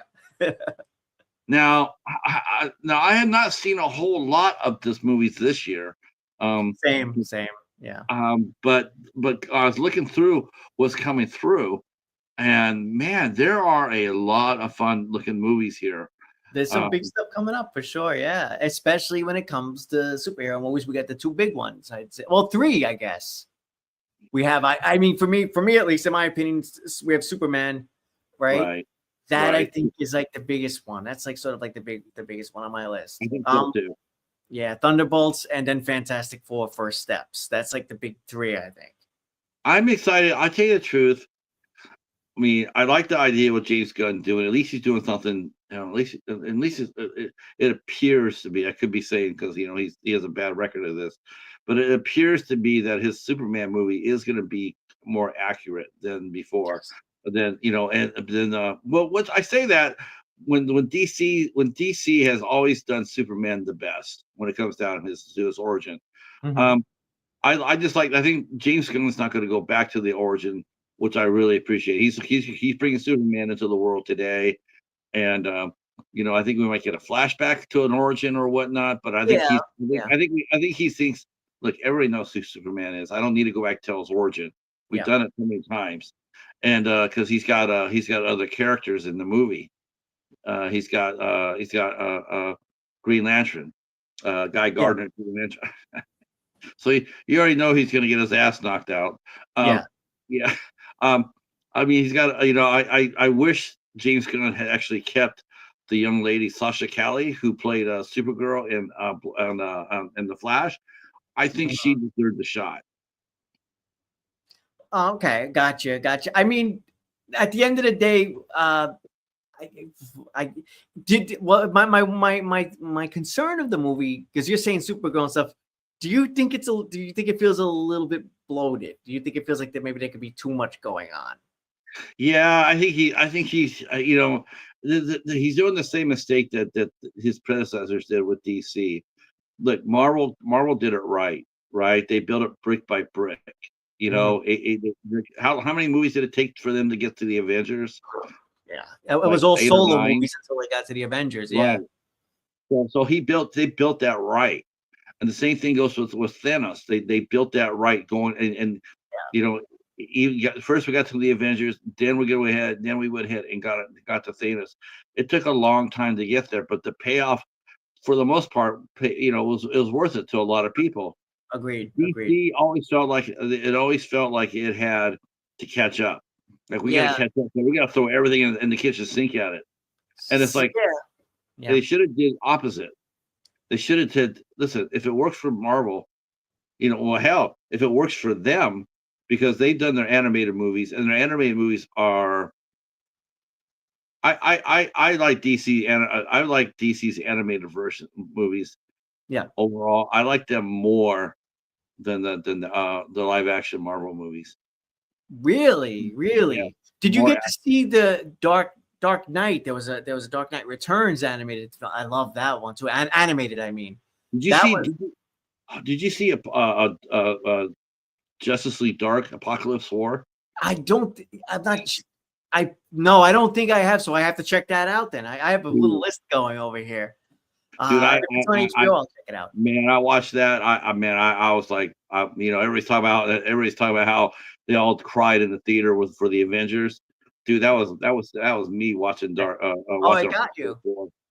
Okay. Man, that was so. It was. I said that's exactly what the Avengers should have been. Yeah. Live Okay. action. Of course, Marvel. They again, the Disney Marvel again. They overload too, like Thunderbolts. Like, You know, I it's I always allow a little more flexibility when it's the team movies, right? Because James Gunn did Suicide Squad, and I thought he pulled that off. At least the second movie I'm talking about, in my opinion. But with well, Superman, I don't know. But yeah, getting back. Well, do you think Thunderbolts is also has that have, vibe of have, being too much? have you seen? Do you know the origins of the Thunderbolts? I believe that Jesus, I feel in the comics, didn't they begin as a team? Correct me if I'm wrong. Didn't they begin as a team that were like good guys, but then they ended up? No, they're bad guys. They were bad guys, and the Green Goblin put them together. Norman Osborn. Okay, all right. And what they were doing, they were going around as heroes, Okay, but they were still doing crimes. I remember. Oh, okay, gotcha. Still criminals, and then slowly but surely, they started slowly, becoming like, well, like when they made a save or something like that, saving someone from burning fire. All of a sudden, they started realizing, that's not such a bad idea. It's not such a bad feeling. Yeah. Everybody in the first Thunderbolts, they were all criminals. They were so many arch enemies of so many of the Marvel heroes. It was insane, and they didn't become good guys right off the bat. Yeah. But this Thunderbolts here, yeah, they're all heroes, except for Taskmaster and Ghost. Yes. But everybody else, Bucky and the new Black Widow, Red Guardian. Oh, I don't know what they did with Red Guardian. Red Guardian was a badass. And the comic book, yes. Sometimes when they do these adaptations, it's a little hit and miss. Put it that way. Yeah, it's just when I saw the casting and when I'm going like, oh, okay, will someone please go inside there and please just capture Kevin Feige and just can't we get the Black Widow back if we drop him off the cliff? I like Black Widow. Hey, what are your thoughts on? Are you hopeful for? I'm hopeful for Superman anyway. Just to be clear, I'm rooting for Superman. I'm rooting for Superman too. Yeah, I'm hoping for that. And I'm gonna see that. I'm gonna get my ass out, and I'm gonna actually see that in the theater, right? Now, how does that work out? Are you guys to the level now where you guys get passes or screeners yet? It's possible some of the other guys, not me. If I was, I'd say it, but no, I'm not getting passes or anything like that. God. I thought, but possibly some of the other guys are. If so, that's awesome. Have you thought about? I mean, I'm probably gonna get hate mail for this. Okay. Have you thought about reviewing something else other than the Twilight Zone? Oh yeah, sure. No, I used to do more movie reviews. I have a little small list of like movie reviews and stuff ranging from older things to newer things. I have a whole list of like ideas. It's just like I think in my case it's just life and work and things have kind of picked up a bit, so I don't get to the channel as much as I'd like to at all. It's become almost a monthly thing now, in which case in order to keep the channel alive and active, it's like I know I can still like do a Twilight Zone and maybe switch it up with like a night gallery. Whereas movies, it's like I don't know, the way I like my style of doing movie reviews are a little bit more involved, in which and I don't want to take like 2-3 months to do a movie review. It's just I've become way too slow, unfortunately, when it comes to editing. I've slowed down a bit. I am so bitterly disappointed because so disappointed. And I don't know how this happened. And I keep on thinking, every time I see someone sit there and say, yeah, this needs to be on 4K. This one needs to be on 3D and whatnot. This needs to have the latest tech and everything else. Mm-hmm. I get so disappointed because I would give my right eye to be able to do a show with you. Where we do like the Twilight Zone. We do an episode of the Twilight Zone, and we do an episode of the Outer Limits. The classic Outer Limits or the 90s one? 90s. Okay. You've been recommending that to me for like so long, and I think it's on Amazon now, possibly. So now I have no more excuses. I have to check it out. So damn good. It's so damn good. For me to sit there and tell you that I like it more than I like Twilight Zone. So to get us, you know what? Why don't we sort of like say something where you and I will do something Outer Limits related in the future, but the 90s one, like maybe like some kind of a series or something. Like I would love depending on your schedule and my schedule. That might be fun. Because it's a favorite of yours and it would be new to me. Yeah, you haven't seen that many of them, have you? Well, I haven't seen. No, not the 90s ones. No, none of them. I've only seen the classic Outer Limits. The 90s is awesome. let's see. Everybody finding new creators to watch. Yes, me too. Love the Twilight Zone. I love the Twilight Zone too. And I loved all the interpretations. But when I got hooked on the Outer Limits, the '90 version, and Hmm. wait till you see Megan. Okay. But over here we call over in Outer Limits, we call it Valerie 23. Oh, you mean they had an equivalent kind of killer dolls? Okay, I Yeah. guess every anthology horror thing has some Black Mirror. one or more killer Black, dolls yeah. episodes. A Black Mirror. Could you steal any more of the other Outer Limits stories? Could you do? Could you Oh borrow? boy, I'm trying to Oh think. my god! Hell yeah! I'm sitting there watching all these people talk about the Black Mirror, and oh, this is so. And I'm like, I'm watching some of the stories and reading some of the stories and going like, could they steal even more? They just had a movie called The Gorge. Mhm. That there's a lot. There's a story in the Outer Limits about that. Oh, okay. It's just like, wow, could you not? And how about better yet? Could someone go there, take the masters of that? Because this is the reason I haven't done it yet, is because it's because the home version, the home release of it is so Yeah. shitty. Ah, Everybody buys it, and then they sit there and say, "Yeah, don't buy it because it's just dog meat." that's the thing So, with some of those older shows. I encountered that with I think it's Tales from the Dark Side, Monsters, some of those oh, shows that I did get around to doing top tens for. Similar thing where when it came to the DVDs, it's like this is all you got. It's just DVDs. And it's like, all right, I know that maybe this was a show from the 80s, but we could do better. And that's always disappointing. We could do better. And yeah, that DVD TV quality, that's all we're getting. And sadly, that might be all we ever get because there's just yeah, not enough of a demand. I wish there was. I really do. But it there's was just so not enough of cool. a demand. It was so cool because when I was telling we you and I were talking about the loner, I was talking to Dice Roland, hey Steph, I was talking to Dice Roland, and we were talking about single seasons, Ah, shows that put out their single seasons, and I'm going like, and we are talking about that, and I said, man, could we do that? Would you be interested in doing because it limits the time commitment, right? Because yeah, yeah. you do TV, you do like how many episodes of Outer Limits have you done? How many episodes? Oh, for me, you're talking about? Yeah.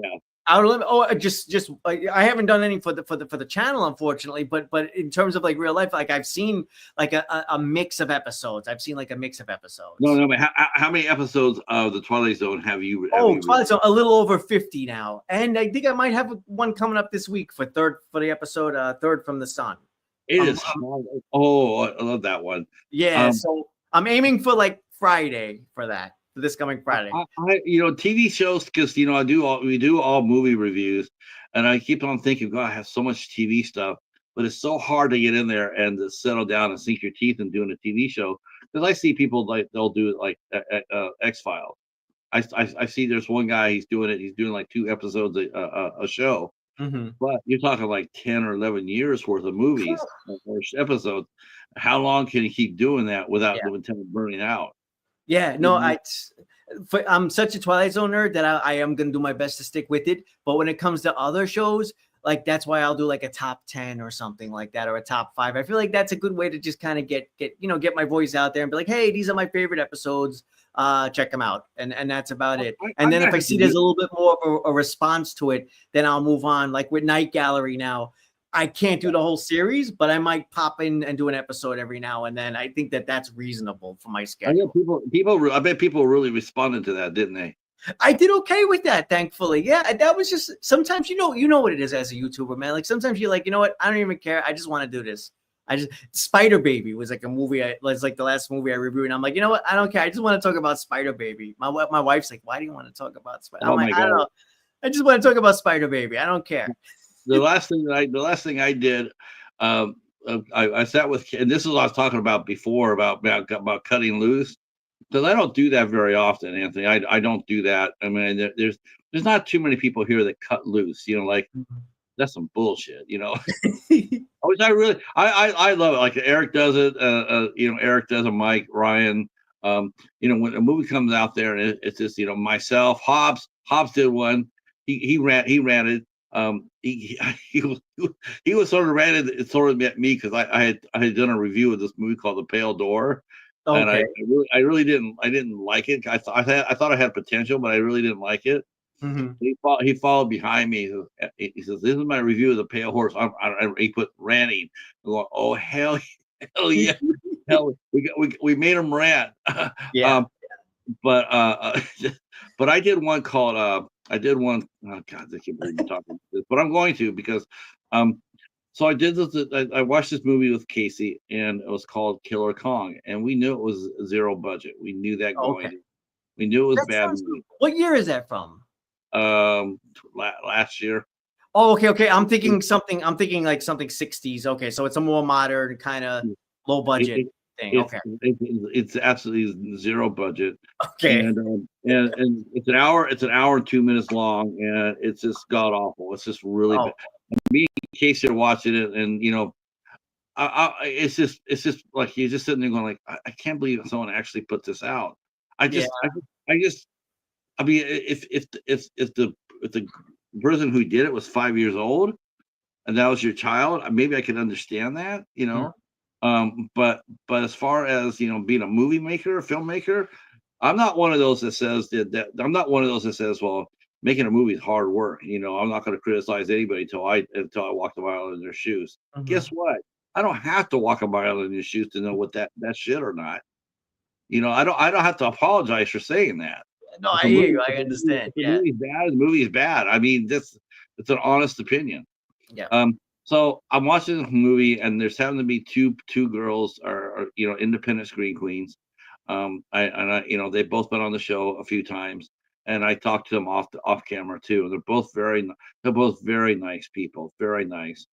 And I remember about month and a half ago, one of them had commented, was saying how she no longer was going to be taking roles that had her, basically doing nude scenes. Okay. And so, says, I don't want to do that anymore. I want to, I want, and she shouldn't. She Mhm. shouldn't have. She's progressed. Mhm. And so I'm watching this movie, and sure enough, here comes a gratuity scene. It's absolutely not needed in the movie at all. I mean, the movie was made for like $30, and probably part of that was it probably went to both those girls for that scene. Mm. It was just really god awful and no point to it at all. I mean, when I say bad movie, it's bad. I mean, Yeah. it's really Yeah. bad. Think of the worst movie. Think of your worst movie, and then double that. You might get close Wow. to it. It's just, and the thing is, so it was very exploitive. It's that's the reason for. Look, we're going to show you two nude girls. Yeah. Look, if you're making a drama film, or or there's a story, um, like I know a lot of people thought the Madonna movie was very exploitive. But Yeah.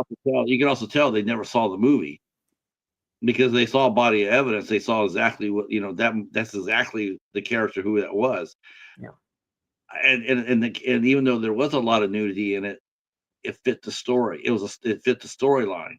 Yeah. And so, it's like, okay, so I'm not going to be, it wasn't just them going, look, it's Madonna nude. It's like, it's part of the story. Yeah. And believe me, no one really wants to see William Dafoe nude. Uh, um, but I went off on it.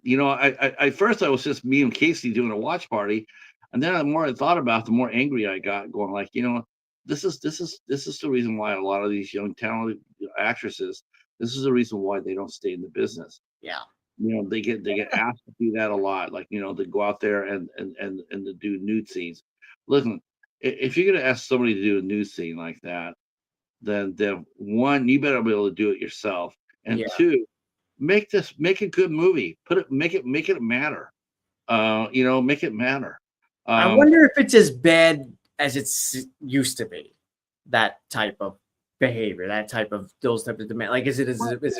I'd like to think it's not as. I'd like to hope it just goes away eventually. But I yeah, feel like there's always going to be some element of it there. But I just wonder. I mean, I have no idea about the industry. I just wonder if it's as bad as it used to be. Is it a little bit better? Is it progressing? I don't know, because I was shocked because I watched Red Sparrow with Jennifer Lawrence. Yeah. I had heard it was a spy movie. And Okay. so I said, okay, so I like Jennifer Lawrence. And then, halfway through the movie, she does a nude scene. And I was surprised because I didn't hear anybody say anything about it. I Mhm. didn't hear anybody comment about it. And the reason why I think I didn't hear anything about anybody comment about it was because it wasn't exploitative. It was just part of her character and her what her Oh, job that she had to do. And so people were just sitting there going, okay, it's part of the story. okay. I think you hear a lot of nudity stories in movies that really have no reason to have it at all. Yeah. Yeah. That's what I think.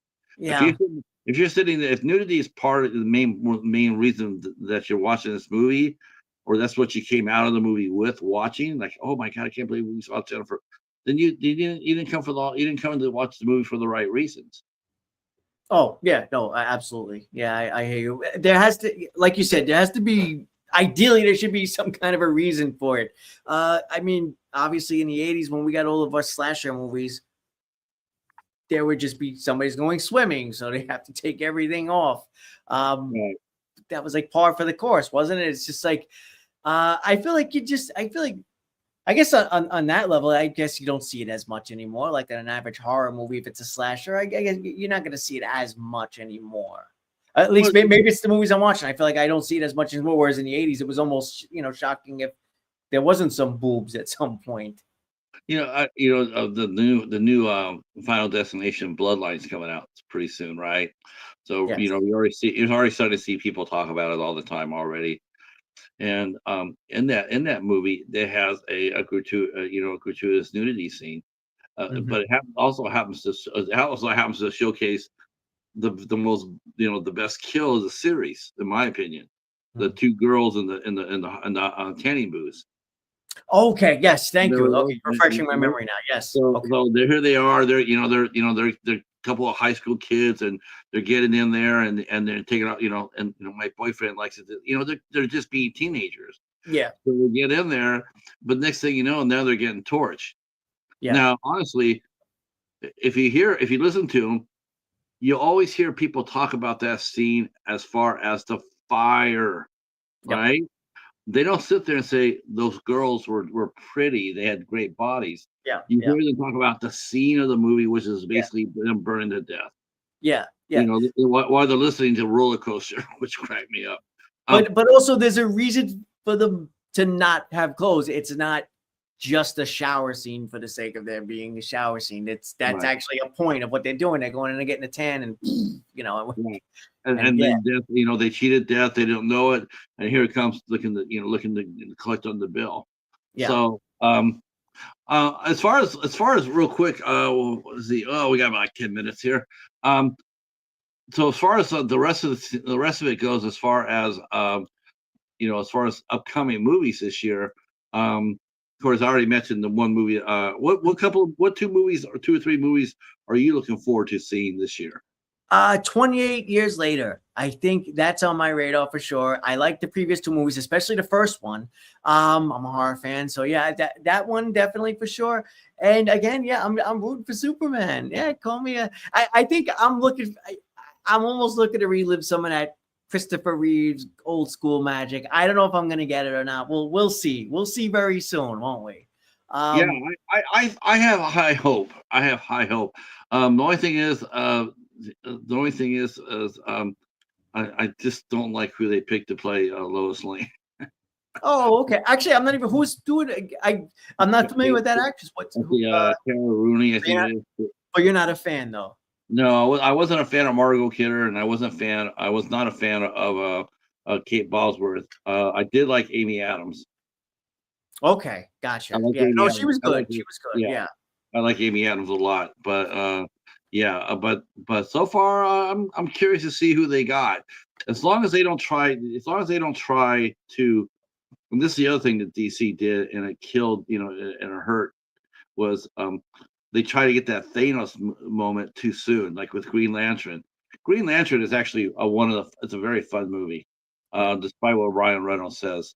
Well, I would rather watch that than the three Deadpool movies. really? Oh, now I think that's what the kids call a hot take. Yeah, I was not you know what it is? It's like they fucked it up too bad. They when they did that the fourth wall, they made it all funny. It's just they just to me they fucked it up.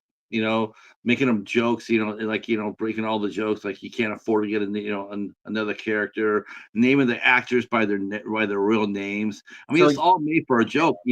I don't think they ever thought that Marvel or Disney would actually be able to come and get Deadpool.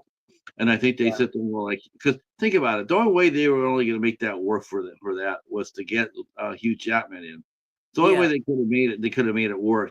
But I saw the clips for it. I don't think they succeeded.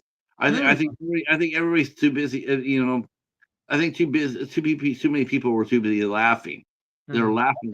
Okay. I just when I was watching Deadpool, I just didn't. I wasn't in on the joke Uh, because I wanted the character to be taken seriously. you want to know? Okay, okay, And I think that Ryan Reynolds does too much Ryan Reynolds. okay. He doesn't really act as he is just it's just as he's being himself. Gotcha, gotcha. You I feel know, like I could be wrong on this because my memory's a little foggy. Back in the day, that character came out possibly like an X-Force or something like that. May have been his first appearance. I'm not too sure. And he was originally a bit of a more serious character. Then along the way, he became more of a satire parody, and that became the popular version. So that's kind of what we get in the movies now. Because when he showed up in what was it, Wolverine? Was it Wolverine Origins or something? That was a yeah, different version of the that character. was a But bad. everybody just Yeah, he was badass in that movie. so okay, so see now that tracks because if you're looking for a more serious version of a character, then it would make sense that would be I like thought that. I thought that I felt bad for him afterwards because I think that the filmmaker put the I think they shut his mouth, so he could. I think that was actually against Ryan Reynolds. I think they did that just to spite him because he seems like a guy that would talk a mile a minute anyway. In real life, he's like you have a hard time, having him stop. And yeah. but the first half when he comes out of that, man, that was badass as hell. Oh, that I movie had some moments. Yeah, it had some Yeah, moments. Yeah. but the end of it, where the final fight with him and Sabretooth, oh god, just Mhm. painful. And I like Lee Schreiber's Sabretooth. I Yeah. thought he did Yeah. a really nice job at that. I mean, I was like when I heard that he was going to be playing Sabretooth, I got to be honest with you, I was really nervous about it because Lee Schreiber is a really good serious actor. Yeah. And to ask him to go ahead and play a comic book character, it's just some people you just don't ask, just or you do and you hold your breath, like Yeah. like if they were younger in their career, they probably would have, Kelsey Grammer. I think he's going to be 80, I think, and they're asking him to play the Beast again. I think he's Like, gonna show up in the next Avengers movie. Yeah, he's already on the cast list, right? For yeah, Beast. Yeah. no, he's not 80 yet. He's got to be in his 70s, but He's I up there though. Yeah, I agree. He's up there. yeah, he saw all the cast list and it had all the people in there. They had Yeah. Patrick Stewart and Ian McKellen. I'm going like, Yeah. And they're up there too. I love them both, but they're I up love there. them both, but it's like, wow, when do you let it go? Yeah. And I really wish they would have brought in the Eternals back. Oh, I so think you were a fan of that one too. the Well, I Eternals, mean, yeah, I like the Eternals. I thought that was a great book. They just didn't know how to market it. yeah. But I gave credit to Marvel for putting them out there in the first place. Mm-hmm. Because that's another thing that DC gets wrong too. They always go back to the big three, and they Yeah. always bring back their nemesis. The Joker, the Riddler. I mean, they can't break out another star. The Flash. They're trying with the Flash. That didn't work out. Uh, Eesh. they screwed over the Rock, Dwayne Johnson. They screwed him over. He would have been, he would have been a great Black Adam. Um, and at the end of it, then they fucked that up because they made the two Shazam movies, and those two Shazam movies were comedies, Yeah. and Black Adam was not. And yet, at the end of it, now they have to have Superman talk to Black Adam, and it's like that's not a good matchup. That's not because Black Adam is and Superman. That's a really tough fight. Yeah. That's not who his nemesis is. And they just got it wrong because they made the other movie way too much for kids. No one's going to take Shazam seriously if him and Black Adam fight. No one's gonna watch that with a serious look. They went They're gonna clown on it. Agreed. They went 100% comedy. The first one, actually, to be fair, the first one kind of worked for me. The second one, not at all. See. Oh yeah. I did too. The Eternals. I gave a. I mean, Marvel is trying. Marvel's trying. Like they're just about that far away from making the Agents of Shield canon. Yeah. Oh, yeah. That because that got decanonized, right? Right. Yeah. No, I felt bad for him. I remember when I was on Twitter when that show came out, and I remember the first episode watching it, and they're talking about Project Pegasus. Yeah. Dude, I got jacked. I was sitting there going, oh my god, this is gonna be awesome. Because some of my favorite episodes and characters, they went through Project Pegasus. Yeah. And then all of a sudden you find out that that's all they can do is just talk. They can't really, they can't have any heroes. They can't have any, like it was sad to watch. You felt bad. Correct me if I'm wrong, but if you were a fan of the show, didn't Captain America show up on there at one point or something, or no? No. Lady Sif showed up from Thor. Okay. And Ghost Rider showed up. Okay. All right. And that was it in terms of like merging universes. Okay. And then they made Chloe into Chloe Bennett. They made her into Quake. She was a mutant. But the rest of it, I just felt, I remember talking to Clark Gregg about that on Twitter. And I'm sitting there going like, man, you need to get, for that show to make it, you have to have suits. Yeah. You have to have. No one's gonna sit there and watch this show without suits. Yeah. And I mean, God bless Marvel for or DC or ABC for keeping the show on for 6 or 7 years, which I was shocked that I really was. Because it really, they managed to do it, but imagine if that show had actually allowed like a Moon Knight or Daredevil, or White Tiger, All right, hit my 2. I'm going to go ahead and I'm going to ask Anthony here to kick down what's going on with this channel. What are the Cinema Squad got coming up? I know they're up to some shenanigans. Shenanigans, us and our shenanigans. Well, I'm hoping, fingers crossed, with Daredevil over on Netflix wrapping up now. Jace and I may do a live stream on that. People, you guys are welcome to come by. I'll send out a thing on Instagram if we hopefully can get to do that, and we'll probably just do like our review of this season that just went by with Daredevil. And other than that, coming up I'm aiming for this Friday over on my channel for a new Twilight Zone episode review. And other than that, I'm just moving along and having fun with it. I hit a milestone just today, like a few hours ago. 10,000. 10,000 subs? Damn. Man, see, you got some weight. That's nerding out. That's a lot of weight. Yeah, I don't want to celebrate too much yet. I want to make sure I get a little bit over the hump, because it's like just at that number. And sometimes they unfortunately it may dip down a little. Who knows? So I'm not going nuts over it, but I'm not gonna lie. I'm happy. I'm nerding out over it a little bit. I'm just that is awesome. That's really cool. Never would have thought it. Just hard work and people love your content. I do it. I try, but I also have to thank everybody. I have to thank you. I have to thank lots of people. I have to thank the people that watch the videos and give me a second to talk and give me and watch and give the channel a shot.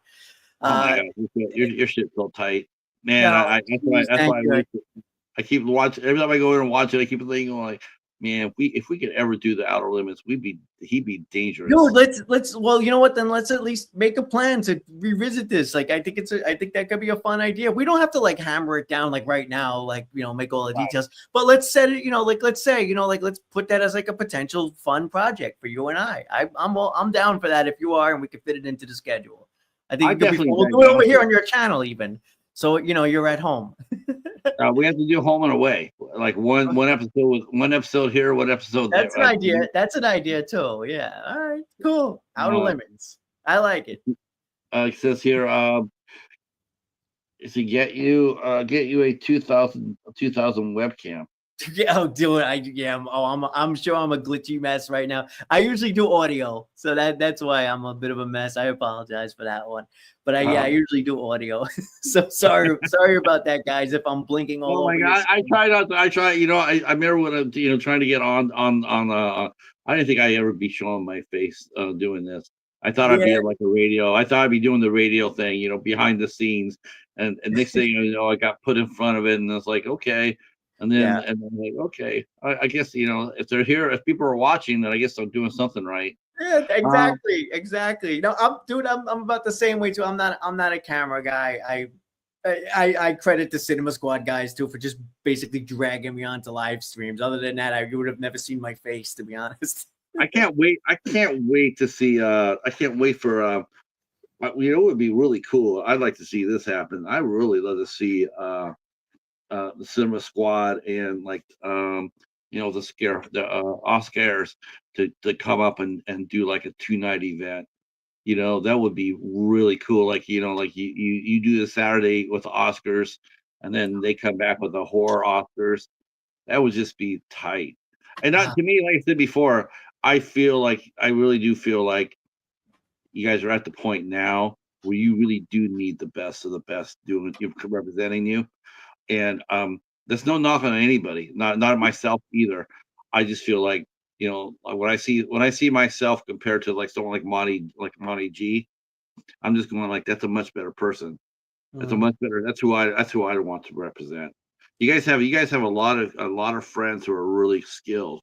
And I just think it's time to, to me anyway, I just think it's time that the Cinema Squad take the Rubber Duckies, to the next level. I really do. I wish you guys would do more live streams to get your names out there. You believe me, we're kind of on the same level with that. That's more. I won't go into the weeds on it. It's more of just a scheduling thing and kids and family and stuff like that. You created a channel. The thing is, when you created a channel, so I don't know why. I don't think you need to feel like you needed to be all there together in order to run the channel. If you feel like you want to run an extra bonus episode of Twilight Zone exclusive on the Rubber Duck, on the Cinema Squad, then do something like that. Get people to keep coming over there. I mean, I know. You know what, dude? You're right. You're right. I probably should use it as more of a creative area to because I've even thought about maybe doing live things myself. People like you, people like Grande are like inspirational. To be honest, I'd like to try it. I would hope I could even get close to your level when it comes to doing a live stream on my own and going back and forth in the chat and being able to interact with people. I don't know that I could, but it seems like a fun challenge. And I don't know if my channel is the place for that, maybe eventually, but it might be fun to try that out on the Cinema Squad channel and see if anybody cares and run through it. Yeah, I mean, if I know that I would. Who does the Star Wars? Is that Jace? That's both Jace, I, and John. Yeah, we were doing a thing for Mandalorian and stuff. I gotta go back. Those are fun too. Those are fun too. Now I would, we're talking about getting swag. I would not want to get swag from anybody anyway, anyhow. But boy, if Disney wanted to send me some Mandalorian, I wouldn't say no. There may be room for some negotiations there. Okay, dude, I was like, and Pascal, Pedro Pascal, is there anything that guy's not doing right now? Jesus Christ, he's everywhere. He is there. I see him more than I see my family. It's true, man. It's true. All right. Tomorrow night we'll be having the cast and crew of Director's Cut. We have we'll have the fellas and the young lady, Lewis, and maybe his wife Arena might show up, and then we have Tyler, and I want to say Felicia, but I know it's not. I know she's going to kick my ass tomorrow for saying that. But we'll be here tomorrow night for a cast and crew of a Director's Cut. We'll be here at 8:00. And then Thursday we have two shows. On the 17th, we have two shows. We have one show at 3 o'clock on Eastern time, and we'll be talking with Rick Malin. He's got a new movie out called Serial. We'll be talking about that. And then on the 17th, at the regular time, we'll be talking with Leslie Iverson, and she was one of the stars of American Trash, which you've heard us talk about in detail tonight. She'll be with us on Thursday, the 17th. And then on Good Friday, I'll be joined by a good friend, Al Licard, aka The Bat. He and I will be joining up with Michael Cassie once again, and we'll be watching Hangman. That is with Al Pacino, Carl Urban, Brittany Snow, and Sarah Shahi. And Michael wrote the screenplay to that movie. So we're going to go ahead and watch that together, and he's going to tell us stories about the process of making his film. That's going to be fun. I have a lot of fun talking to filmmakers that way.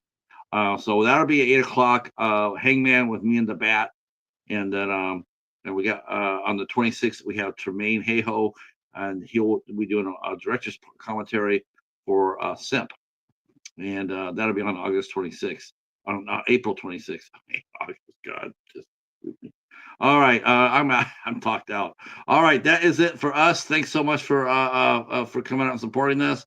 Wouldn't be here if it wasn't for you. I appreciate it. We'll see you tomorrow at 8 o'clock. Peace. All right.